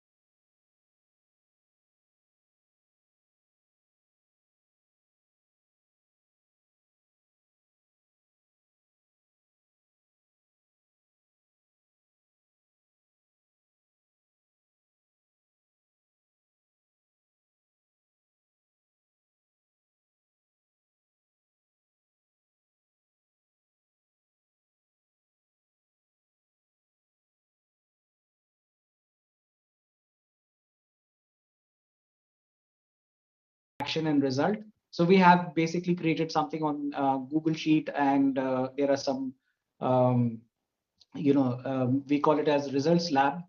That tool we use to record the changes within the behavior of the participants post the training, where they mention the situation they are in, what is the action they have taken, what is the task at hand, and what is the result of their action. So how much they have been able to apply the learning in their own domain. Now, this is not just restricted to corporate as well as universities and schools. We are just taking it to the corporate as well as the NGO sector as well. In the last 10 years, I have been conducting sessions for various NGOs across the globe through a platform called Change the Game Academy and Smite Foundation. And I have been interacting with more than 300 NGOs across the globe. And we are talking about fundraising, local fundraising, resource mobilization, mobilizing support, and CSR policy, what we are following in India. So there as well, we have the entire program structured in such a way that each and every participant is able to have a simulation, have an experience of what we are talking. It is not just a theoretical concept which is being told to them. Rather, it is more on experiential learning. And we use all the aids, whether it is audio visuals or the audios or the panel discussions or the reading materials, which helps us to engage the participants during the training session. And of course, the other tools that we are using are, the platforms. We ensure that we use the polls and we use the other aspects of these tools to engage the entire participant. Now, it is a tough task because with senior audience, it is easy for them to come up. When we have a younger audience, we have to change our strategy. There, probably we use tricks like storytelling. We use tricks like methodologies like corporate theater or music, which is little, I would say, easy for them to accept and follow, in comparison to what we do with the senior participants, where we are more on the problem solving techniques like problem solution tree or rich picture or mind maps or radical candor or something of that sort. So these are few things that we have been practicing. For NGO sector, there's one more thing, to measure the impact of what we are doing, or the measure the impact of what we are teaching or the learning. We use both KPI as well as balance scorecard. We have introduced a balance scorecard as well as KPI. So key performing indicators are very, very important for any training program. We have a clarity that what will indicate that the person is able to or has been able to follow or grasp what is being taught within the session. There must be key drivers, impact on the performance of the individual or the project. At a glance or at a view, we are able to see the change, keeping the finger on the pulse of the program and the project. These indicators help us to identify the hotspots which need attention and act quickly to drive the project forward or the program forward, right? There could be multiple ways of doing this.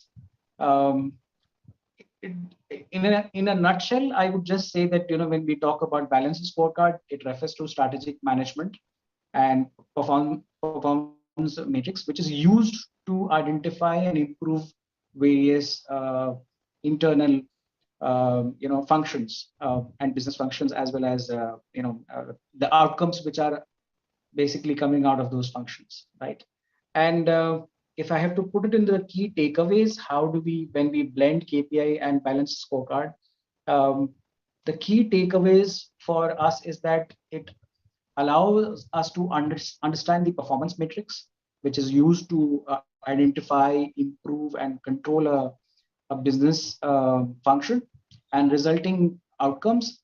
The concept of BSc was first introduced in 1992, basically for the for-profit organizations, but gradually it has been taken to the next level, and now it is being used in the not-for-profit sector as well, to ensure that their processes and their systems are at place, and they're robust And these balanced scorecard involves measuring 4 main aspects of any business. I'm using business because it was introduced for profit, which is basically learning and growth, business processes, and the customers, interaction, as well as finance. These were the 4 major things. Now here we kind of replace customers with the donors or the people or the stakeholders who are involved in the not-for-profit sector.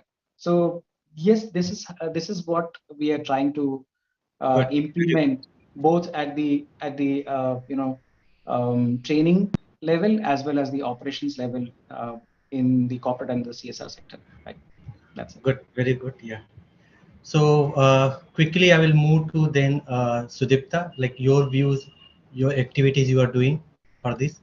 Sure. So for this question, I will wear my second hat, that is the co-founder of Race to Pi, what we are doing. So managing corporate relations for most of the organizations that I've worked for in the last 17 years, I've heard like all these big CEOs and CFOs telling me that, oh, these freshers are coming with, they are so raw when they come in, there is so much learning and development cost, and they need some real world exposure before they come in. And then I asked them, okay, how many internships are you offering? And these are big, CEOs and CFOs of big companies, which are global companies. And then they say, oh, there is a pushback from the managers and the leaders who are actually managing the teams, and we can't really offer too many internships. So I was like, you're contradicting yourself. One way you say they need real world exposure, the other side you tell me that you can't hire too many interns because there is a pushback.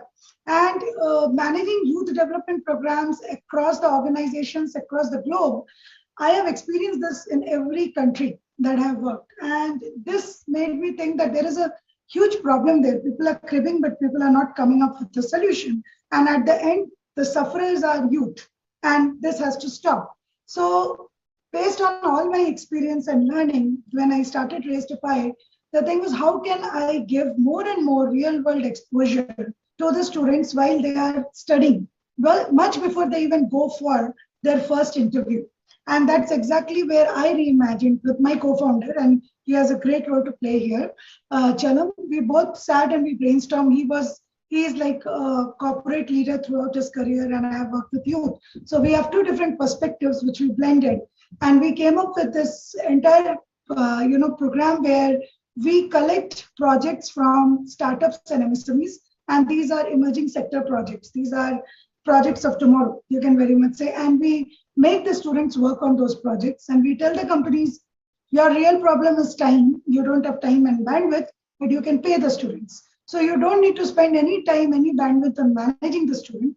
We will manage the students for you, but you make sure you pay them for the work they are doing. And if you are not ready to pay them, the IP stays with them.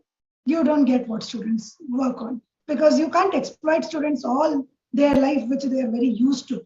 That students work on something, IP is there, and you just take the IP without even paying them a penny. That it doesn't work that way. It has to stop. So we reimagined that solution, and right now this is what we are going to different colleges, and we are going to different companies. We are sourcing projects, and students are working on it. And this is for all students. We are not putting any barrier that it is for engineering students or MBA students. No, if you're a BBA student, BCom student, undergrad, postgrad, you have the drive, you have the desire to work on real world projects, and come and do it, right? So this is what we are doing, and that's how I think I'm contributing towards reimagination. What happens? This is a very young company, 1.5-year-old. It's yet to be, figured out. We will talk about it in some time.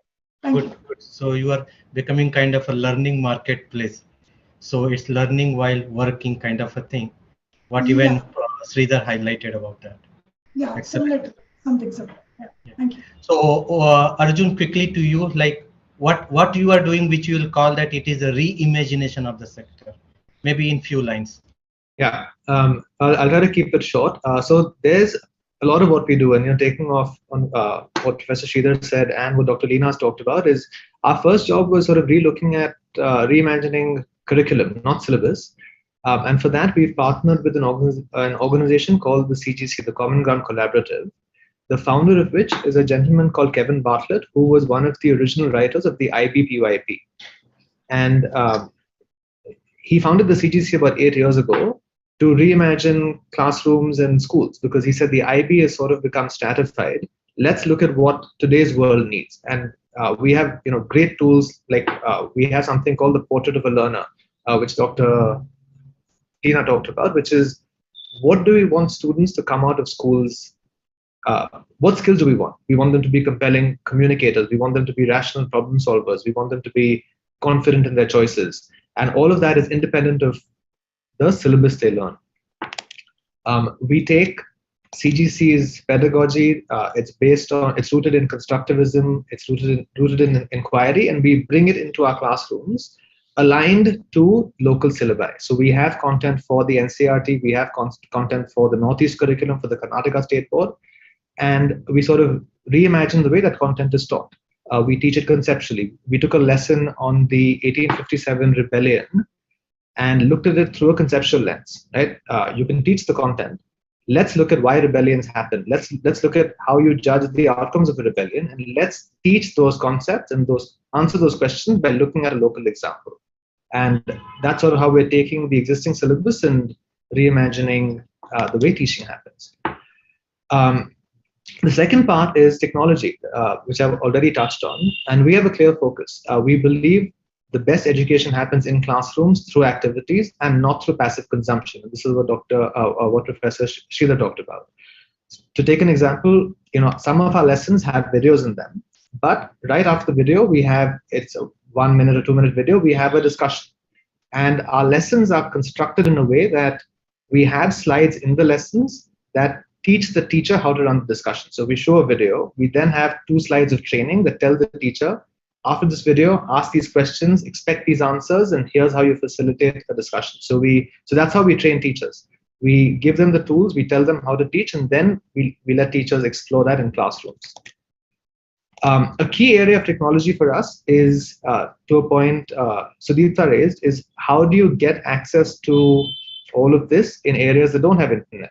And we've worked very hard to make all our content available offline without internet, to a point where we can ship a phone that has our content preloaded to an area that has no internet, and teachers can, or limited internet, and teachers can access our content through micro Wi-Fi local networks from phone to phone. So they don't need internet to download all our lessons. And our lessons, the bank is about 40 GB. So we use technology in ways to make our content accessible. But at the same time, we're always clear that technology does not replace classrooms, it augments them. The last part of what we're trying to do is reimagining technology for collaboration. And we do this internally. All our teachers, as part of On-Prem and Make Shala, we use Google Slides, we use Google Docs for collaboration. But we see international applicability in what we do. So, we've had talks with various organizations in countries in Africa that face similar challenges to us, very similar challenges. Lack of trained teachers, lack of internet. All they have is a different syllabus. So we are building tools to let teachers in those countries take our base plate content, contextualize it, localize it, and create content relevant for that region. And the same is true in India also. The best content creators may be sitting in remote areas. We want to give them tools to take our base plate content, modify it, localize it, and then use that to feed back into our community and take learnings from all over. So, and that of course has a component of digital literacy. It has building technology to enable that collaboration. And that's sort of how we are reimagining content creation and collaboration across an international community of teachers. Good, very good. And I think that brings to my next question, because you beautifully kind of tied between what Dr. Leena and Sridhar and Sudipta said. Like, if you have to give maybe only 2 takeaways for Vidya, when I say Vidya as an example for all other non-profit. So this question is for each of my panelists, but then specifically starting with you, Arjun, on the same topic. What exactly will be very specific actionable item or the takeaway for Vidya? So I think our 2 biggest learnings have been, and I may be rehashing them, is be clear about what we're using technology for. Be clear about the goal. Be we don't do that perfectly, but we strive hard to do that. And the second is building in a culture in-house of technology adoption, because we've had people join us who haven't been comfortable with Google Slides and Google Docs, but we make efforts to train them, because we say we expect our end users to use technology. We can't say that we can't hire people who don't know technology, right? So bringing that culture into everything we do internally, and also hiring people who believe in the mission. Hiring people who believe technology is key, but who also believe technology cannot be used just for technology's sake. So I think those are two takeaways. So going quickly in the reverse order. So Sudipta, like what exactly will be two action or takeaway you will give to Vidya? So I would say Vidya here means all the other NGOs, not particularly Vidya. I would say identify first really well what your target audience needs in this post-COVID world. Needs have changed significantly after COVID, and then reimagine a solution through technology. Because yes, we can't come up with any scalable solution without tech. That's very important. But I see a lot of people blabbering technology without even knowing, building on what Arjun just said, without even knowing why they need it and what they're using it for. So that is one thing. Please focus on the target audience need. And the second thing is the NGOs who are working with students, definitely students who have access to technology, it is easier for them to give them real world exposure. So can they start early? Can you start giving them real world exposure earlier in life? Because the earlier they get, the better it is, right? So that would be my second thing for them to think. Yeah. Very good. Thank you. So moving over to then Sridhar, what would be your takeaway for such non-for-profit? Okay. So my first takeaway is don't reinvent the wheel. So I have seen lots of NGOs working on similar problems and starting from scratch again and again. So there are a lot of open educational resources available, and mostly what we need to do is to adapt them and contextualize them and not recreate them. So that is one takeaway. The second one that I have seen with a lot of NGOs as well as even companies is that people jump into education with informal ideas of what is education. And because we've all been in school, we think we know how to run a school. So that's really not a great way of doing things. So there is a little bit of formal learning about what is education technology, what are these strategies, what is meaningful, what can work. That can actually help a lot in designing meaningful programs and achieving quantifiable outcomes. Good. Very good. Very good. Thank you. Over to you, Dr. Leena. Same question. What will you give today? Or you are on mute. Sorry. Thank you very much. So again, I will speak from the perspective of the national education policy. When we wrote the school section, it was clear that there were three non-negotiables. One is that we have to pay more attention to early childhood care and education. Two is to ensure foundational literacy and numeracy. And three is to stem dropouts. And I was very delighted when I spent time on the Vidya website to find that Vidya is engaged in many things already. So for them, takeaway is many small tweaks. I'll give you an example. They are already engaged with students, youth who are out of school and who are trying to complete their education. And the NEP says that 55% of male students drop out because of economic reasons. We can't solve their economic problems. So they will have to go and work. So therefore, we will have to find ways to help them complete their education outside through NIOS. So Vidya is an accredited institution of NIOS. In fact, I'd like to learn about their experience and so on. So this is very, very important that we have to find ways around, because the NEP says that every child must remain in school till 12th grade because it's needed for the knowledge economy and for lifelong learning. And the other thing that the NEP has to do is encourage educational institutions to engage with NGOs and with the community. And this gives NGOs a very important opportunity to contribute. For example, children learn languages very quickly when they are before the age of 10. Their brains are completely plastic. They can learn as many languages as possible. But the way they learn languages is transactional. They learn it by talking to adults and to their classmates. So thousands of schools in India have only one teacher. There is no way that one teacher can teach a child 3 languages. We want multilingual ability in our young kids very early, before the age of 10. If Vidya can and other NGOs can engage in this process and have volunteers show up in school and talk to the kids in different languages, that will help a lot also. But that's just a small example, but there are many examples of community engagement. So that's what I would say. Thank you. Thank you. Now, anything quickly, 30 seconds. So I think just 2 things. I would just focus on 2 aspects which I talked about. One is monitoring and the other is communicating. So if the NGOs and Vidya can actually focus on how do we monitor and what are the different ways. I already talked about balance scorecard and KPI. And the last thing is communicating through storytelling their story of success to reach out to maximum number of people. Probably that is one aspect. I'm sure that Vidya is also already doing it, but yeah, just scaling it up to the next level. Good, very good. Thank you. So in the interest of time, quickly moving to few of the audience question which has come up.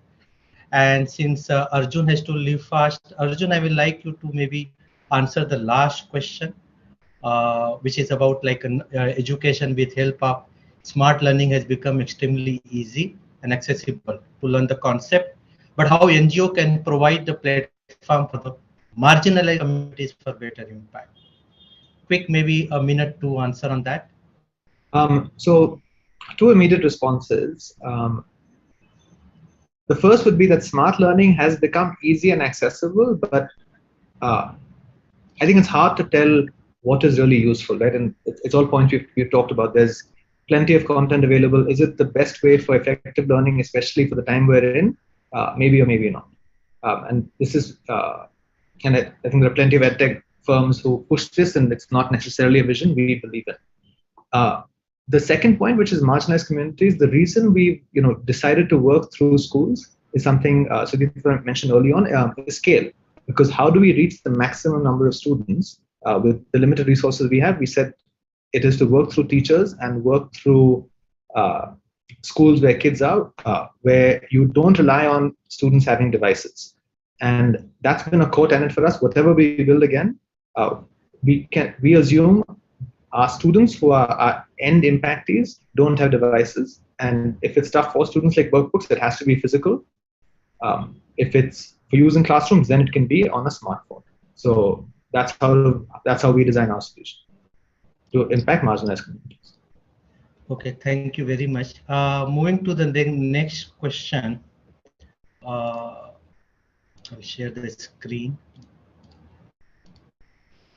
So going to the first question, to Dr. Leena Wadia, if you can take on what significant aspect do NEP policy cover, especially related to the digital transformation, and how impactful is this?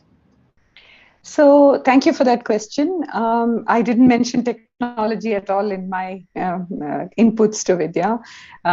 Technology for the last child is very, very difficult without government involvement also. I just wanted to put that out there. When we were writing the NEP, we were very clear that we cannot be prescriptive about technology solutions. So we have been very, very careful. Many people commented on the fact that we didn't say much. What we said is that we should have a national education technology forum that evaluates technology solutions on a continuous basis and makes recommendations to governments and institutions on using them. Certainly state governments have to be involved. For example, in Karnataka, only 31% of students have reasonable tech access. If government has to provide the rest in schools, then we need governments to get the right advice of what kind of technology to put there. So, technology, there are 4 broad areas in schools. There is teaching and learning, of course. There is teacher, teacher initial preparation and professional development. There is increasing access for not disadvantaged kids, but children with disabilities. And the last thing is of planning and administration and so on. So, what has happened now is that the government has understood, and the general suggestion we made to create the NETF. So the NETF is in the works. We should hear about it in the next few months. But they are also thinking about a national digital education architecture, which they say will do to education what UPI did to finance. We will also wait to hear the unveiling of that thing. So when these two come together, there could be lots of impact, but we have to wait for it to come, actually. I think it's very valid. I think you are right that the way we are talking first, reimagination of the process and then technology. Here also, I think the same approach what our government has taken. Yes. Thanks for that insight. Moving to the next question. Sorry, if I can just jump, I need to jump off. Yeah, go ahead. Thanks, Arjun, for joining this. Thank you for the opportunity, and thank you to all the other panelists. It's been a great experience for me. Thanks for having me. Thanks. Thank you. Thank you. Bye. So moving to the next question, the pandemic triggered a rapid transformation in the field of communication, and everything became digital. But there are students and few communities which still do not get the desired service. So how do we can achieve this? So that could be question to Sridhar, you. Okay. So what I think is this should be tackled in 2 ways. So one is the last mile connectivity issue, which is what I think probably the question is talking about, that the service is not reaching or there is not enough resources at the last mile.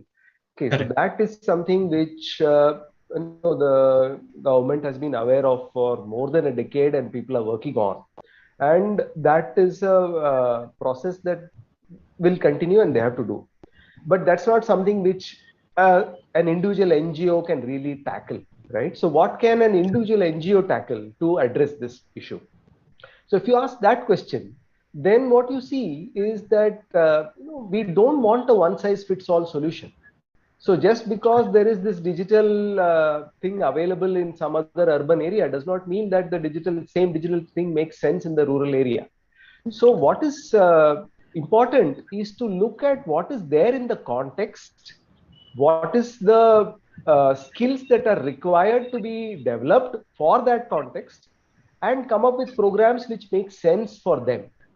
So that is a totally different way of tackling this problem. Okay. So that's what I think. Yeah. Okay, thank you.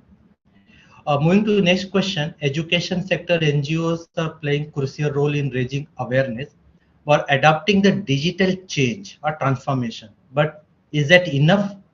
What may be the productive and the viable ways to maximize this impact? Sudipta, that question for you. This is a very interesting question. So, yeah, means what I would say, no, awareness alone won't be enough for beneficiary impact. In fact, what I would say is that COVID has given us enough awareness about the digital divide. All sane citizens of India can see the impact of digital divide on education and can feel the pain. So awareness is, I don't think the problem now.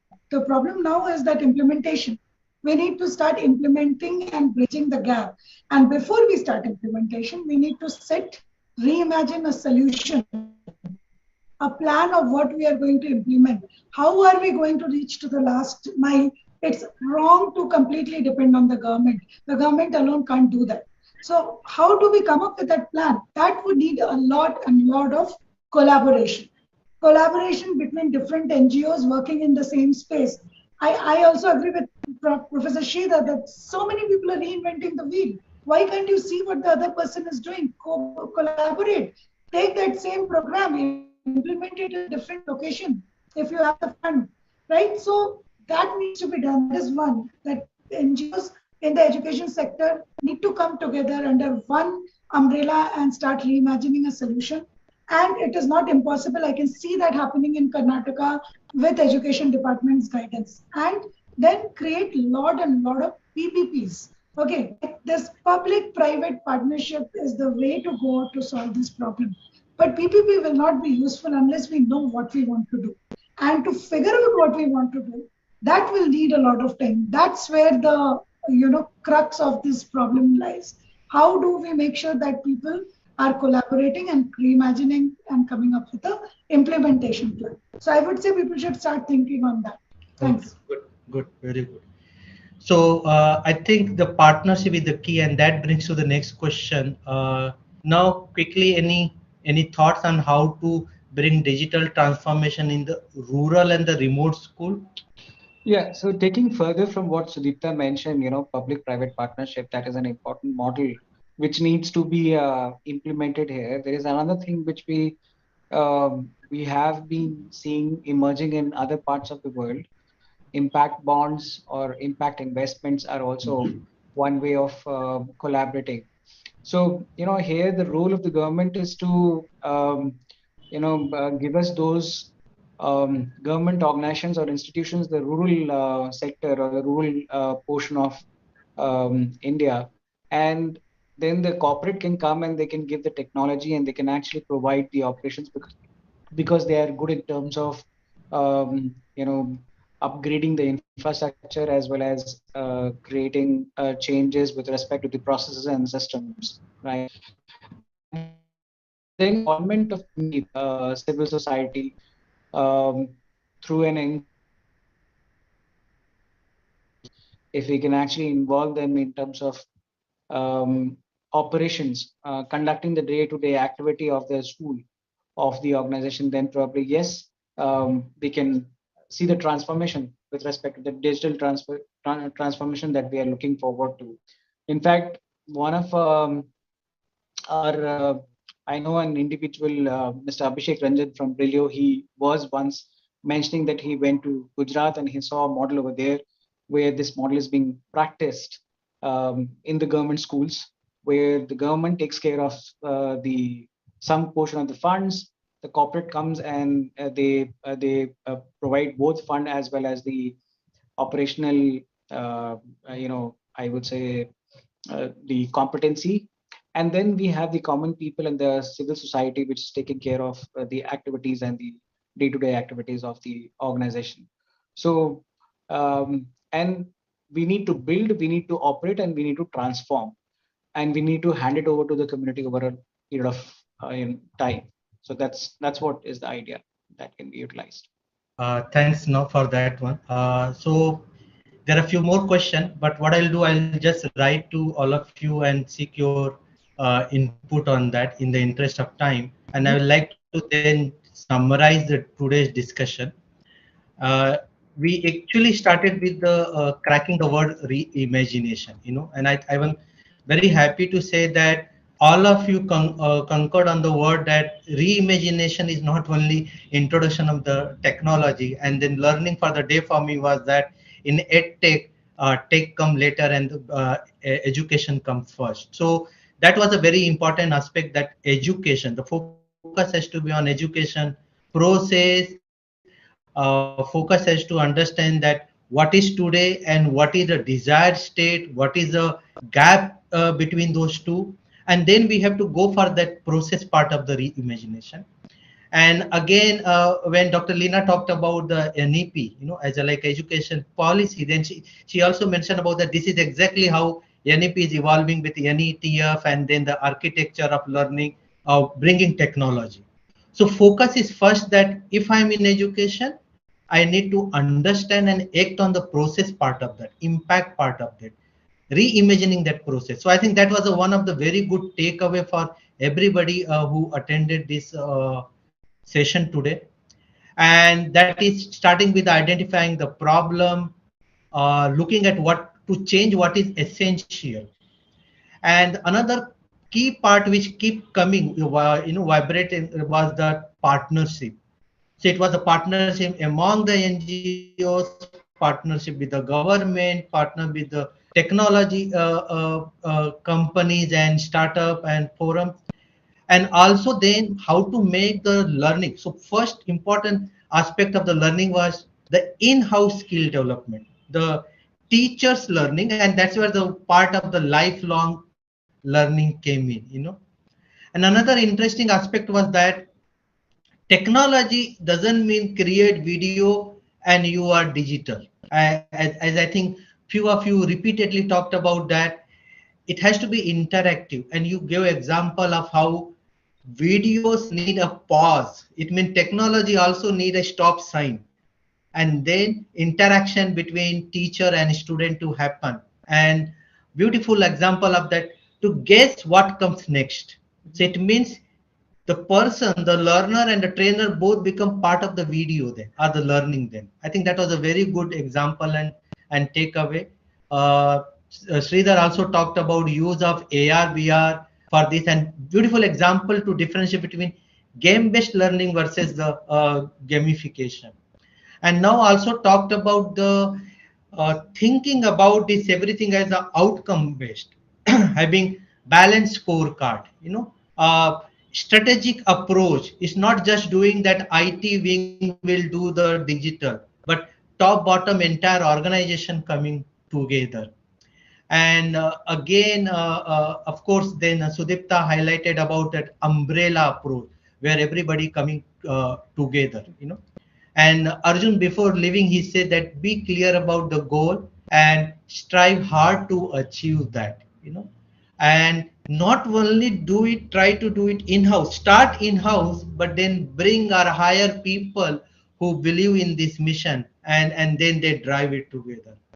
I think it's a beautiful bouquet of learning and takeaway from today's discussion. Any quick comment, observation from any of my?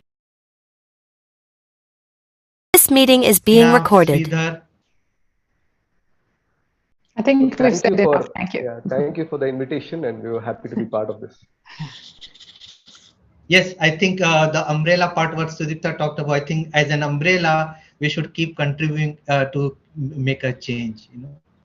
Great, thank you very much. God bless you. Have a great day, and thanks for joining today. And let's remain in touch to drive this reimagination of this entire sector. Thank you very much. Thank you so much. Thank you. Thank you all very much. Thanks, It was a everyone. pleasure. Thanks a lot. Thank you, Thanks. everyone. Thank you, Dr. Leena. Thank you, Sudipta. And thank you, Sridhar. Thank Thank you, you. Soma, Ronak. Thank you very much for your support. You can conclude the session.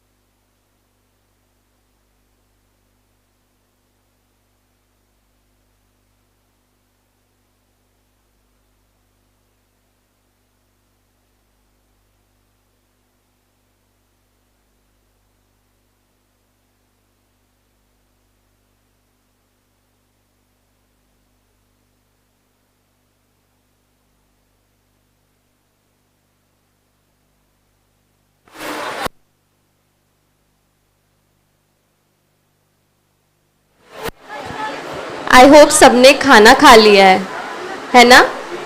खाया या नहीं खाया?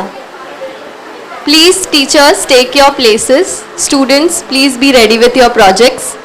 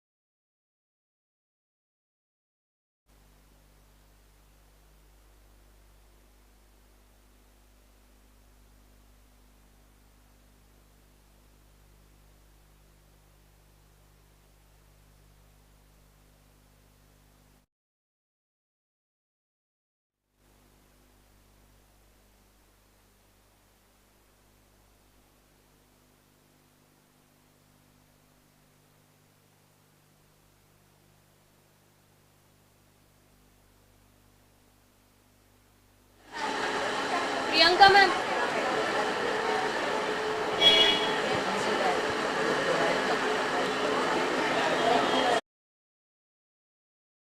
Sir here at the event.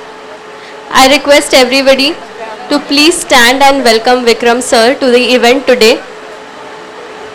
Tali.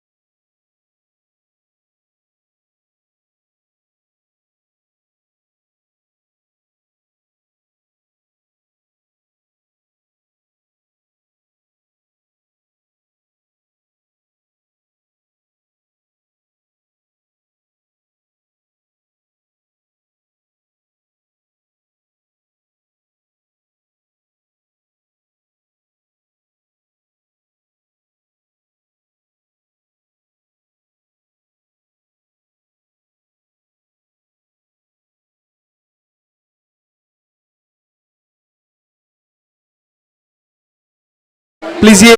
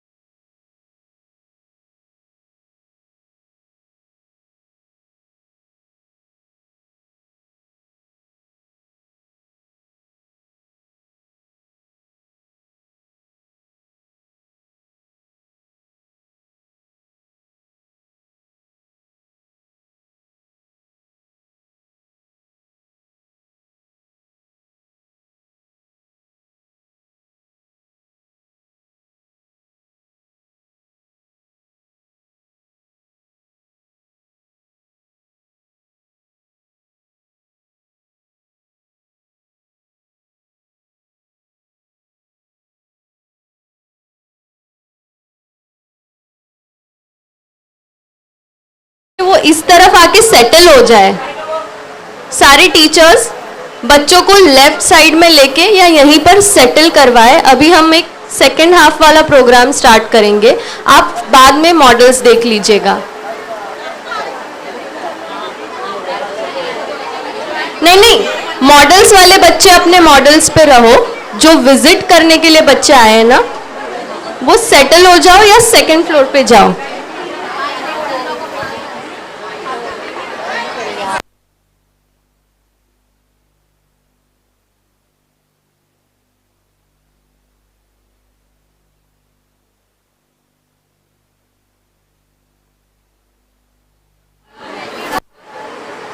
जो models visit करने आए वो left side में बैठ जाइए, बाद में मॉडल्स देखेंगे हम। इस ग्रुप के साथ कौन टीचर है? बच्चों उस तरफ जाइए और उधर बैठ जाइए। सबको चांस मिलेगा मॉडल्स देखने का।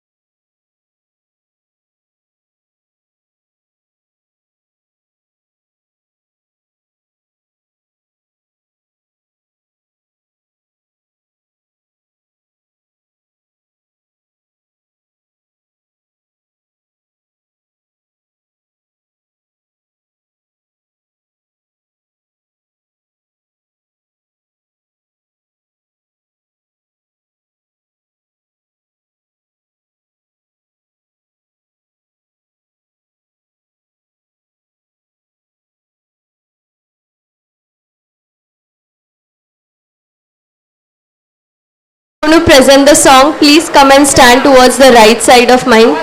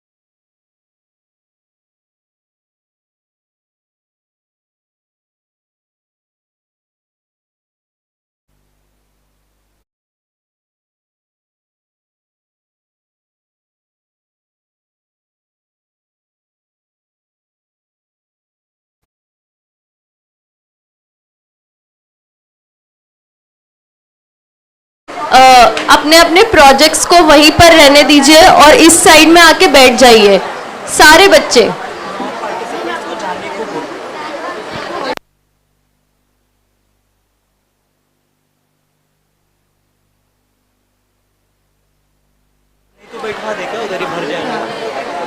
जल्दी से जो प्रोजेक्ट्स विजिट करने आए हैं वो भी बाद में प्रोजेक्ट्स देखेंगे, अभी आप लोग सारे सेटल हो जाइए जल्दी से। जो प्रोजेक्ट्स पे खड़े हैं वो भी उधर जाके बैठ जाइए। All the students, requesting all the students to go towards the left side and settle down, sit down there.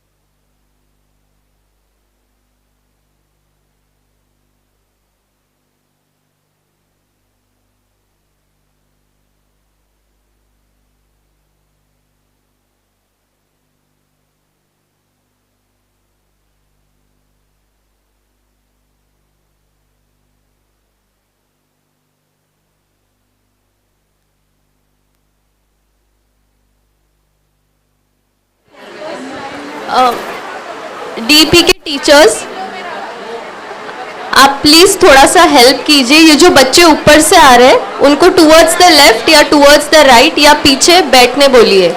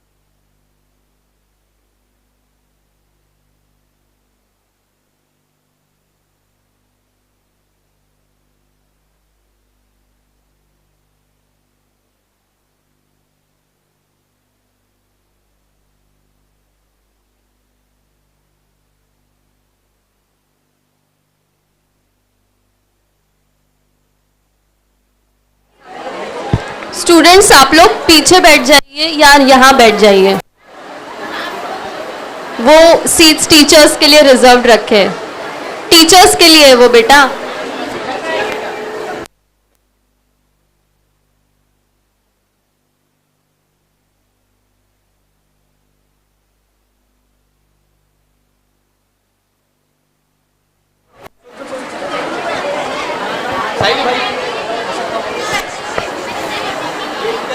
मैं तहे दिल से स्वागत कर रही हूँ विक्रम गुप्ता सर का, जो आज हमारे साथ इस टेक फेस्ट के इवेंट में जुड़े हैं। स्टार्ट करो।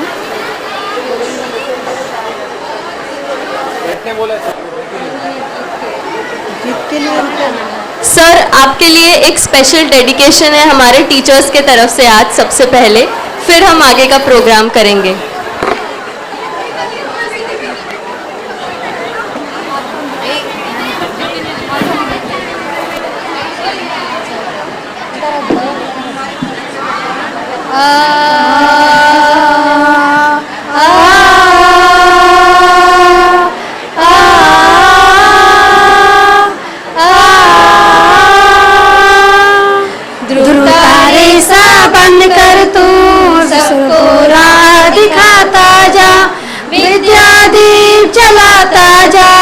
विद्यादीप जलाता जा, ध्रुव तारे सा बनकर तू सबको राह दिखाता जा।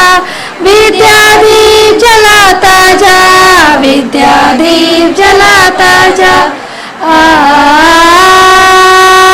आ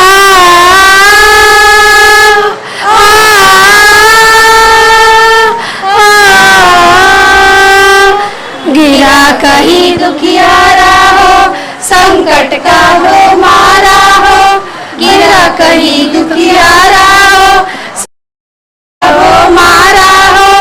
आगे कर तू बिगड़े काम बनाता जा, ध्रुव तारे सा बनकर तू सबको राह दिखाता जा। विद्यादीप जलाता जा, विद्यादीप जलाता जा, ध्रुव तारे सा बनकर तू सबको राह दिखाता जा। विद्यादीप जलाता जा, विद्यादीप जलाता जा। आ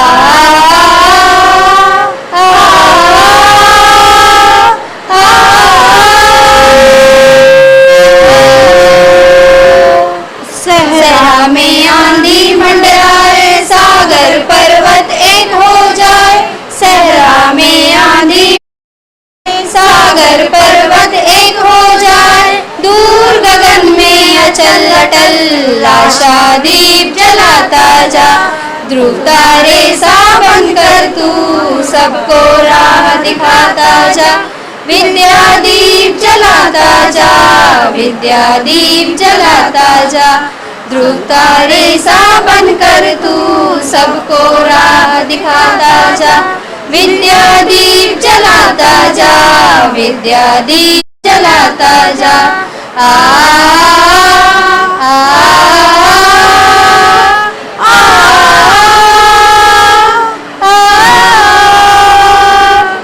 घिरा धारा हो, तेज भयंकर धारा हो, घिरा गहन अंधियारा हो, तेज भयंकर धारा हो। ऐसे में भी मस्ती से हाथ मिलाता जा। ध्रुव तारे सा बनकर तू सबको राह दिखाता जा। विद्यादीप जलाता जा, विद्यादीप जलाता जा, ध्रुव तारे सा बनकर तू सबको राह दिखाता जा। विद्यादीप जलाता जा, विद्यादीप जलाता जा।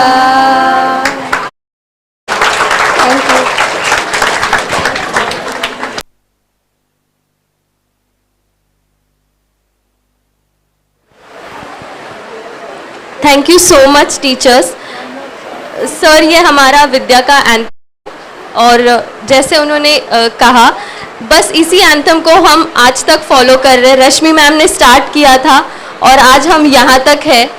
टेक फेस्ट के इवेंट में हम इस तरह से सबसे जुड़े हैं कि आज हम पैन इंडिया लेवल पर ये टेक्नोलॉजिकल इवेंट कर रहे हैं। ये बस मुंबई तक ही सीमित नहीं है, बल्कि अब हम देखेंगे कि बैंगलोर और दिल्ली से भी ऑनलाइन हम सबसे जुड़ेंगे और हम वहाँ के भी प्रेजेंटेशंस देखेंगे।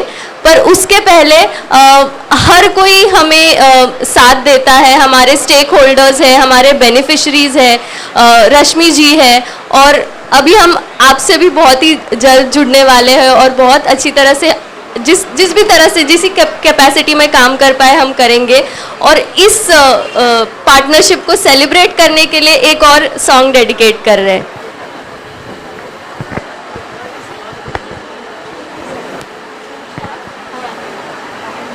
हम होंगे कामयाब, हम होंगे कामयाब, हम होंगे कामयाब एक दिन।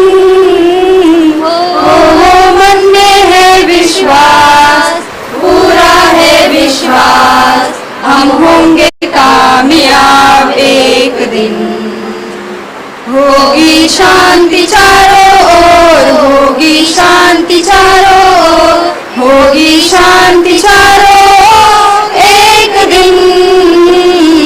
हो मन में है विश्वास, पूरा है विश्वास, होगी शांति चारों ओर एक दिन।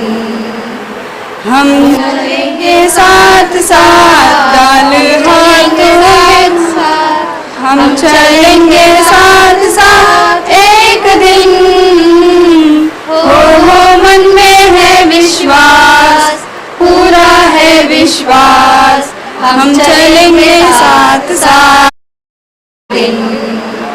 नहीं डर किसी का, नहीं डर किसी का, नहीं डर किसी का आज एक दिन।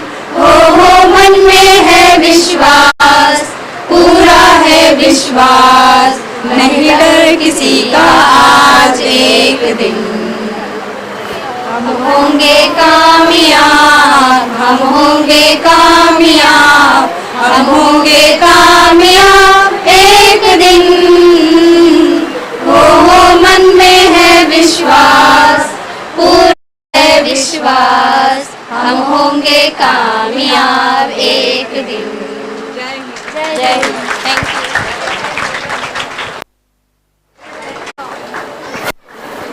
I now request Rashmi ma'am to welcome our chief guest, Mr. Vikram Gupta sir.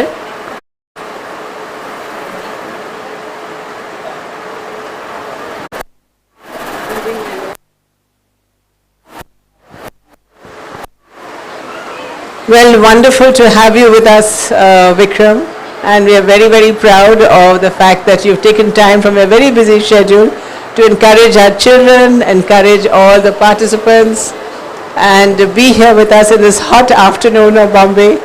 But what we love is that you, like us, you're always supporting the spirit, supporting the effort, and encouraging our children.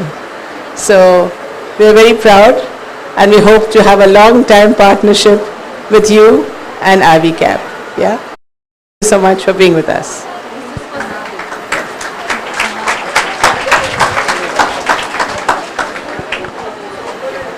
Sir, there's a small gift from the Vidya family to you.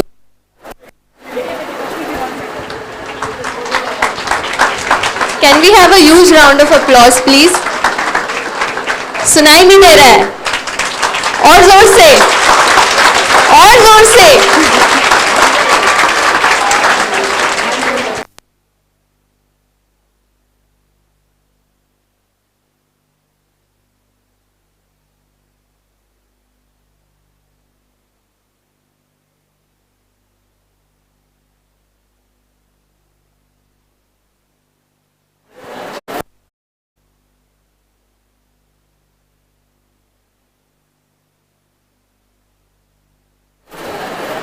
Sir, जैसे कि मैंने कहा, अब हम जुड़ेंगे बैंगलोर और हमारे Delhi team से और हम देखेंगे उनके ऑनलाइन प्रेजेंटेशंस। ये टेक्नोलॉजी फेस्टिवल, जैसे मैंने कहा, सिर्फ मुंबई तक ही लिमिटेड नहीं है। पैन इंडिया लेवल पर हम इस टेक्नोलॉजी फेस्टिवल को सेलिब्रेट कर रहे हैं।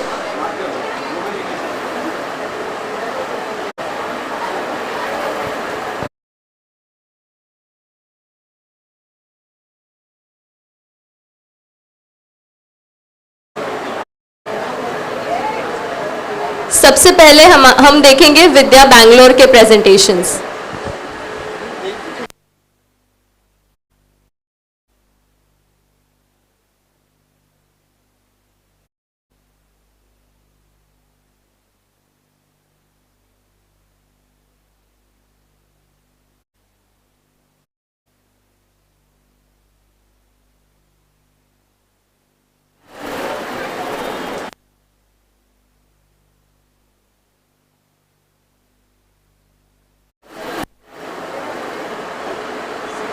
Certificates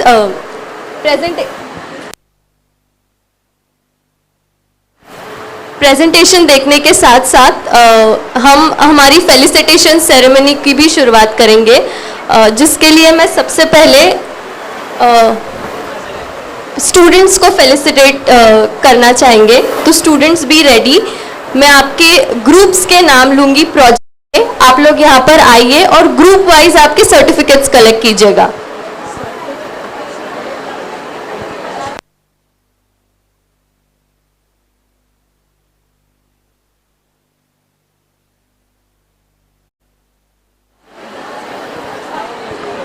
The first set of certificates, I request Mishra sir to do the honors. The first project which is getting the certificate is the alumni app. I request team members of the alumni app to please come forward and take your certificates.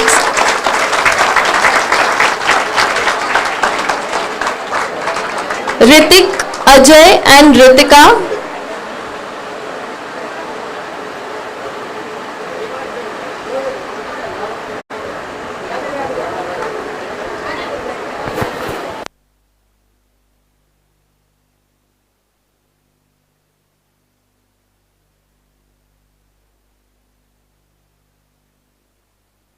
Digital library. I next call upon digital library and then Digital Saathi.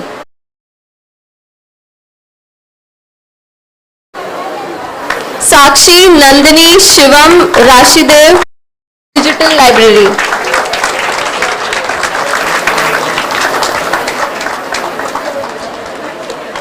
Ankita, Soumya, Kajol, Roshni for Digital Saathi.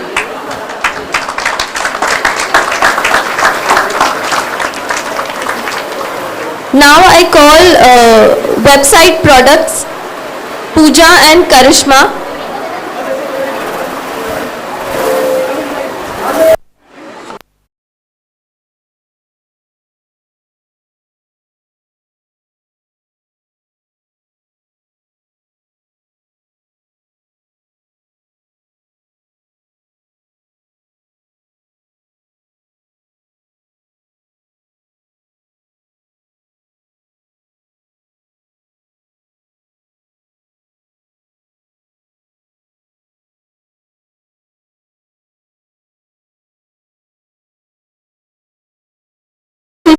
Due to corona, magic with straight line and excretory system. Please come ahead.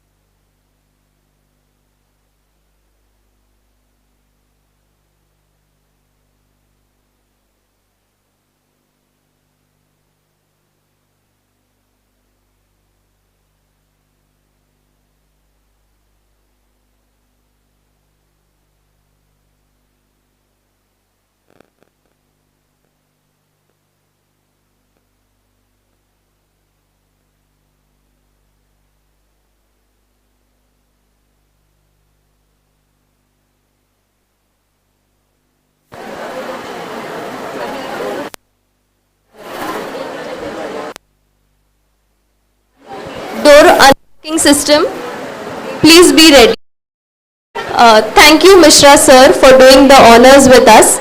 I now request Vikram Gupta sir, the founder and managing partner of Ivy Cap Ventures Advisors Private Limited, to give the next set of certificate to our students. Door unlocking system, Roshni Prachi Preeti.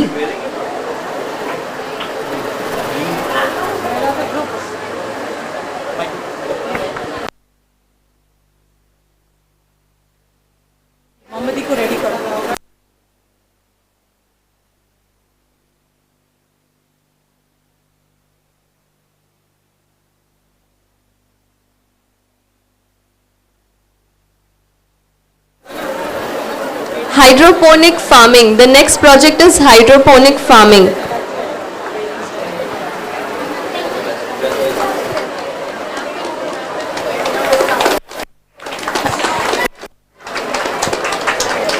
Solar system, Naina, Anmol, Akanksha, Akshay and Rehan.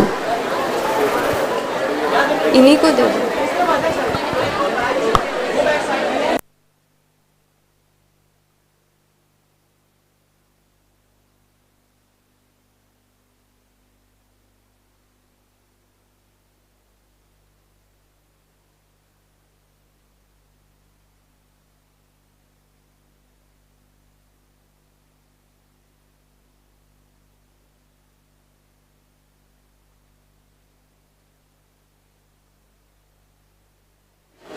Solar system, Naina, Anmol, Akanksha, Akshay, Rehan.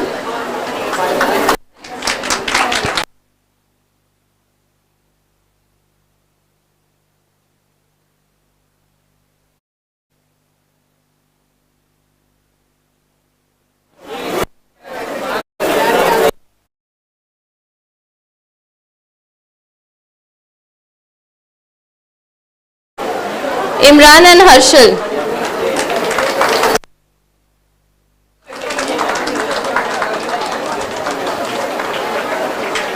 Can we congratulate everyone with a round of applause? I can't hear you clapping.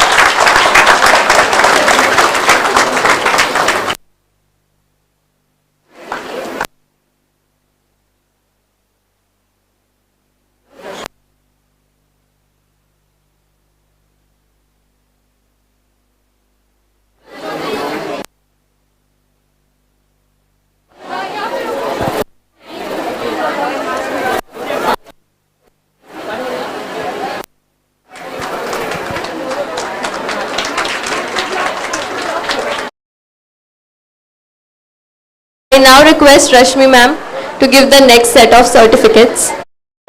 Picto blocks, mask identifier, Sujata, Vinayak and Yogesh.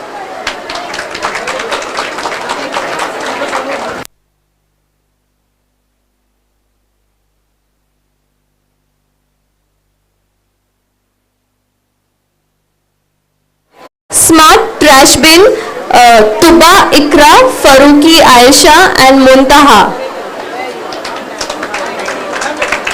Smart trash bin, Tuba, Ikra, Aisha and Muntaha. Smart trash bin.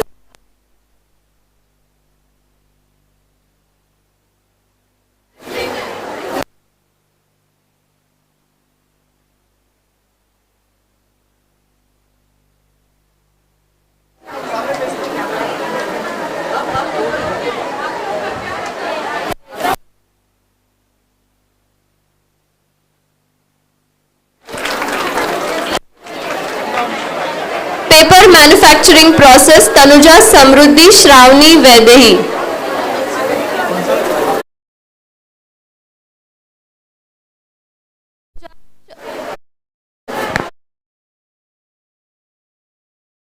Manufacturing process.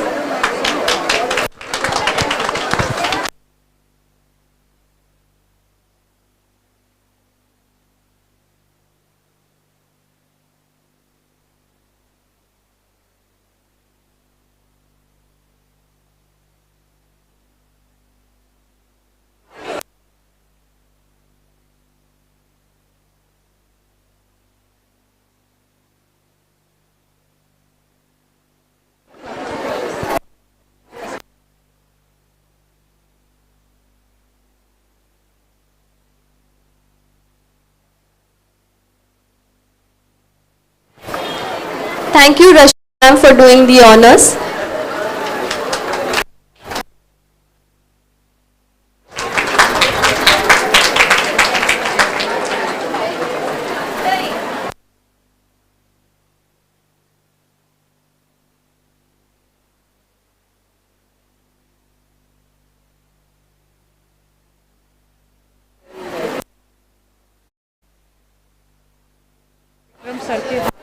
I now request Vikram Gupta sir to hand over the trophies for Bangalore and Delhi team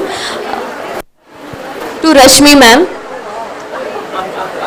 Since it is an online event, they can't be present with us here, but for their wholehearted participation with us throughout the event and at the back end. It's one Vidya after all.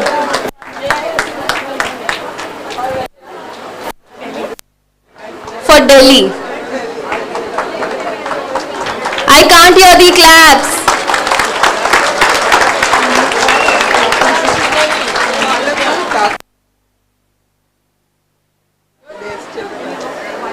And I now call Thakur College students. Thakur College students, please come here.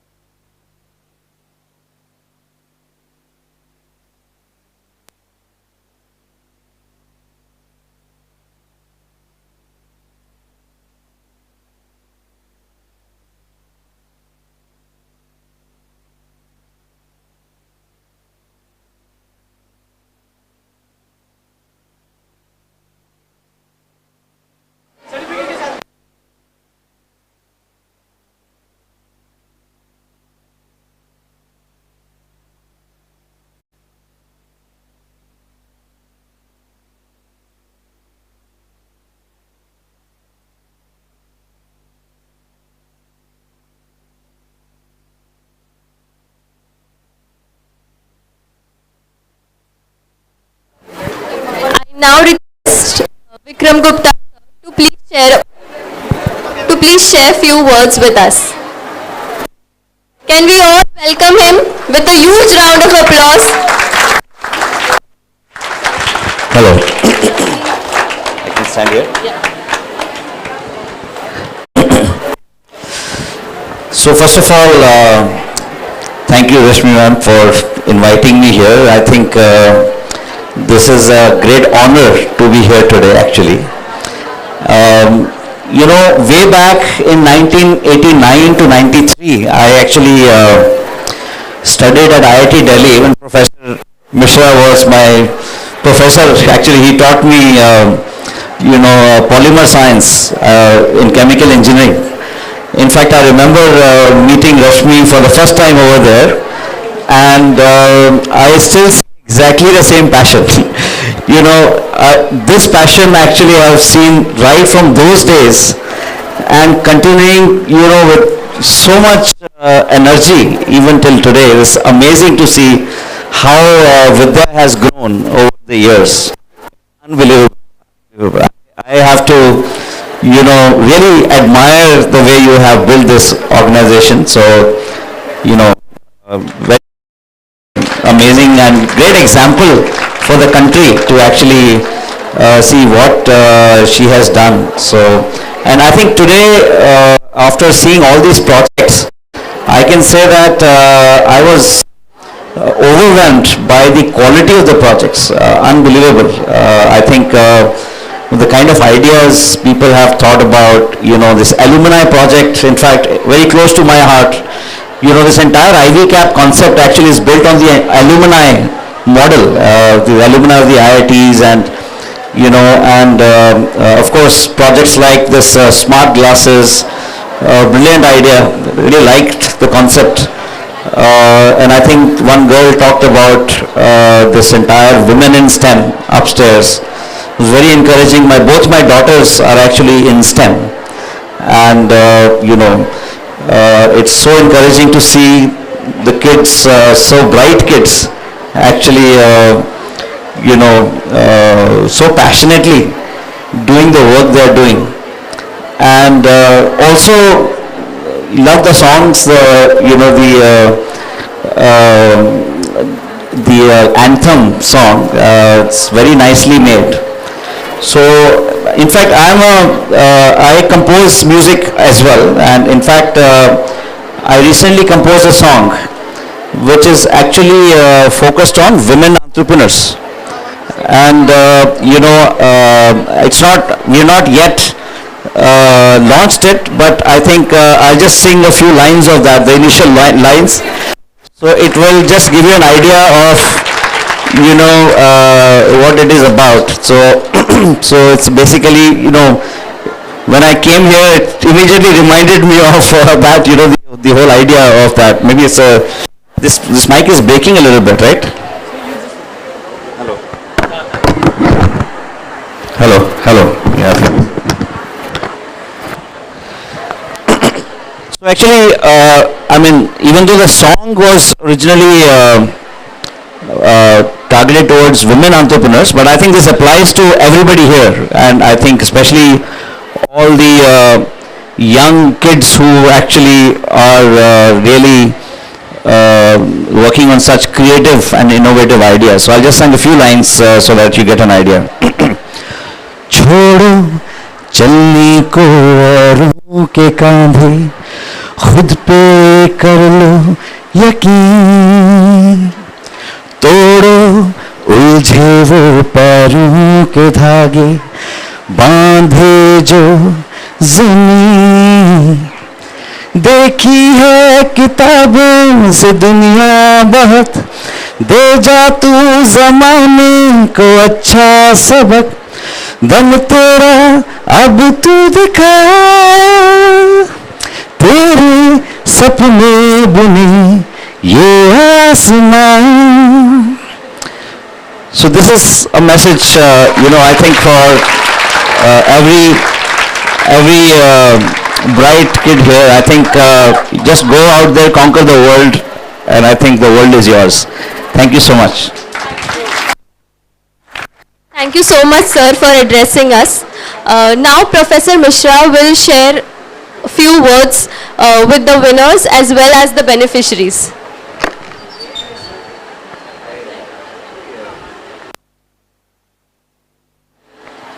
Thank you so much. Hello, good evening to all of you. Of course, I talked in the morning, but had not seen all the projects today. And what I said in the morning is very much applicable to most of the projects. जितने projects थे सब में वो जिसको हम बोलते हैं out of the box thinking, थोड़ा नया कुछ, थोड़ा innovation, ये सब आया है. तो अगर आप लोग ये सब ठीक से करेंगे तो हमारा देश तो सही रास्ते में. STEM की बात हुई है. मैं तो कहता हूँ कि किसी भी देश में किसी भी देश की तरक्की नहीं हो सकती जब तक कि उसकी साइंस, टेक्नोलॉजी तो बाद में आएगी, जब तक कि उसकी साइंस बहुत स्ट्रांग नहीं होगी. तो हमें अपने देश में, हिंदुस्तान में, इंडिया में ये करना है कि हमारी साइंस जितनी स्ट्रांग हो सके उतनी स्ट्रांग हो, बाकी टेक्नोलॉजी फॉलो करेगी, उसकी उतने हमें चिंता नहीं है. तो आप लोग ये सब साइंस और टेक्नोलॉजी में नए नए विचार लाके, नए नए प्रोजेक्ट्स लाके करते रहो, इसी से हमारा देश आगे बढ़ेगा. तो जितने विनर्स हैं प्रोजेक्ट्स के, सबको बहुत बहुत बधाई. Congratulations to all of you. Keep up the good work. Thank you and Jai Hind.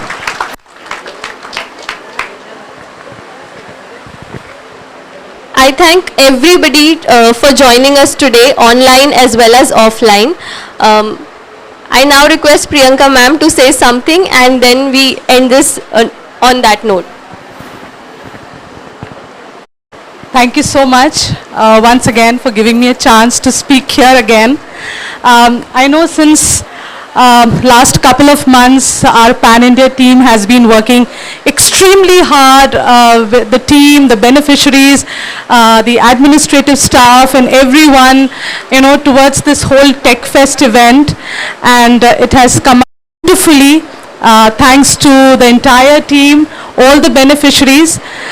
Just to be on the lighter side, I know we have talked enough on Tech Fest, on academics, on STEM, on digitization and so on. But just to be on the lighter side, I think it's been an honor to hear Vikram sir here today. And we had started this Sanskriti event at a pan-India level, and if sir, I know he's extremely busy with his schedules, but if we can have his recordings and so on, and we can show our children to inspire them, and also if I can request sir, because he's an ex-IITian, so all the alumni of IITian, if they can come up with their music band and we can raise funds together for a pan-India Vidya, I think that would be a great idea. So thank you so much sir, and it was I really admire your voice, and thank you very much for coming and accepting our invitation. Thanks a million. I now request all the team leaders to come ahead. Teachers, you can ask your students to either wait, or you can in a very systematic manner take them outside and ask them to leave for the day. I request firstly all the team leaders to come ahead for a group picture.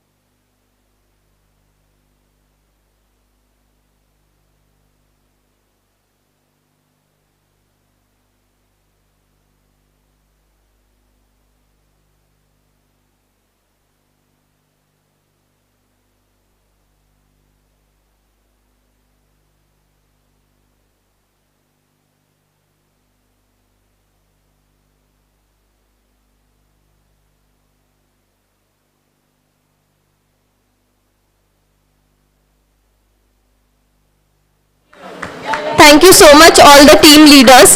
I now request the digital DP team teachers and the BS teachers to please come and take positions for the picture. All the BS teachers and DP teachers, please come ahead.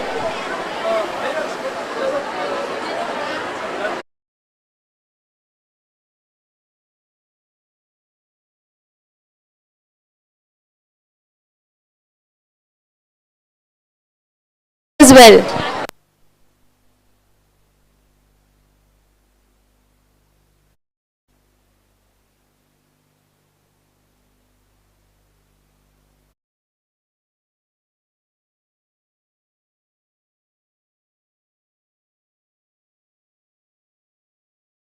We are running short of place. I request my BS team to wait. Let the DP team take the picture first. Margam and BS can wait. मार्गम and BS team रुक जाइए 2 minute के लिए.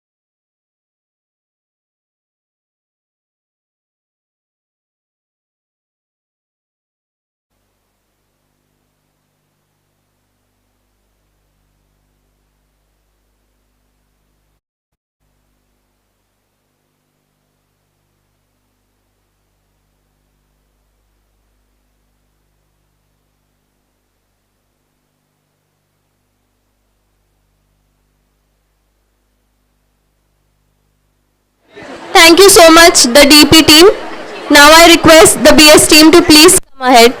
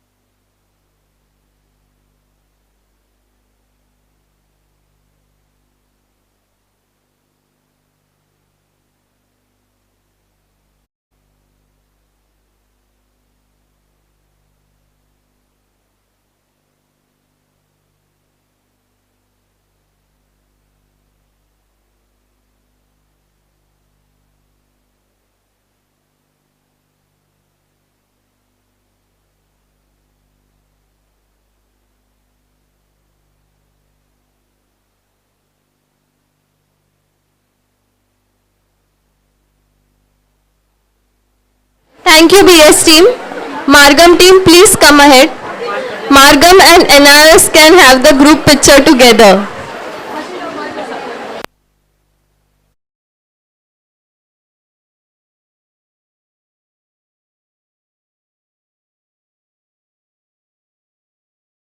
Our operations team, who's helped us to put this event together.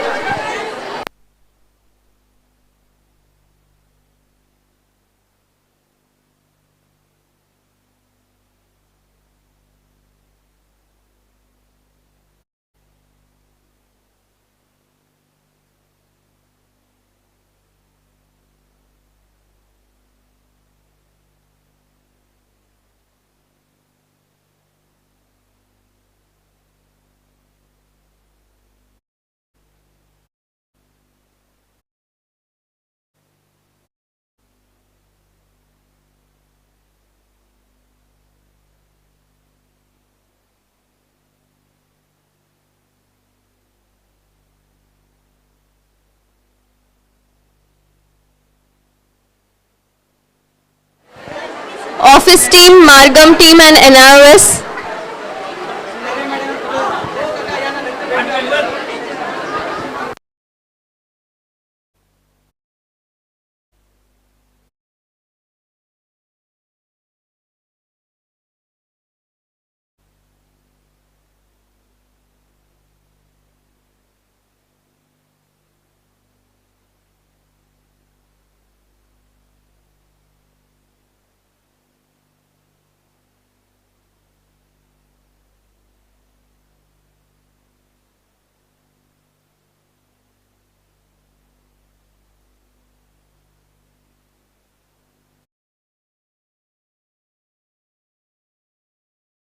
team.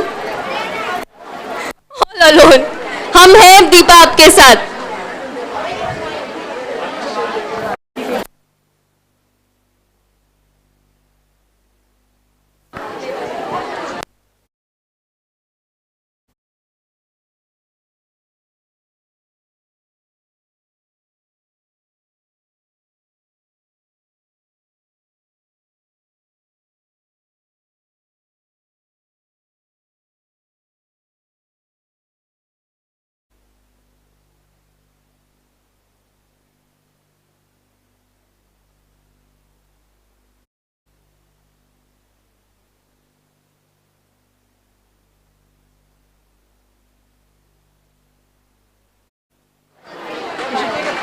I thank each one of you for being the part of this event today. Thank you so much for joining with us online and offline as well. Our Delhi and Bangalore team who has been continuous support to us here and been a part of this event. I thank each one of you from the depth of my heart. Thank you so much. And on this note, I declare that we are to the end of today's event. And tomorrow we'll join online again to visit the exhibition. Thank you so much all of you.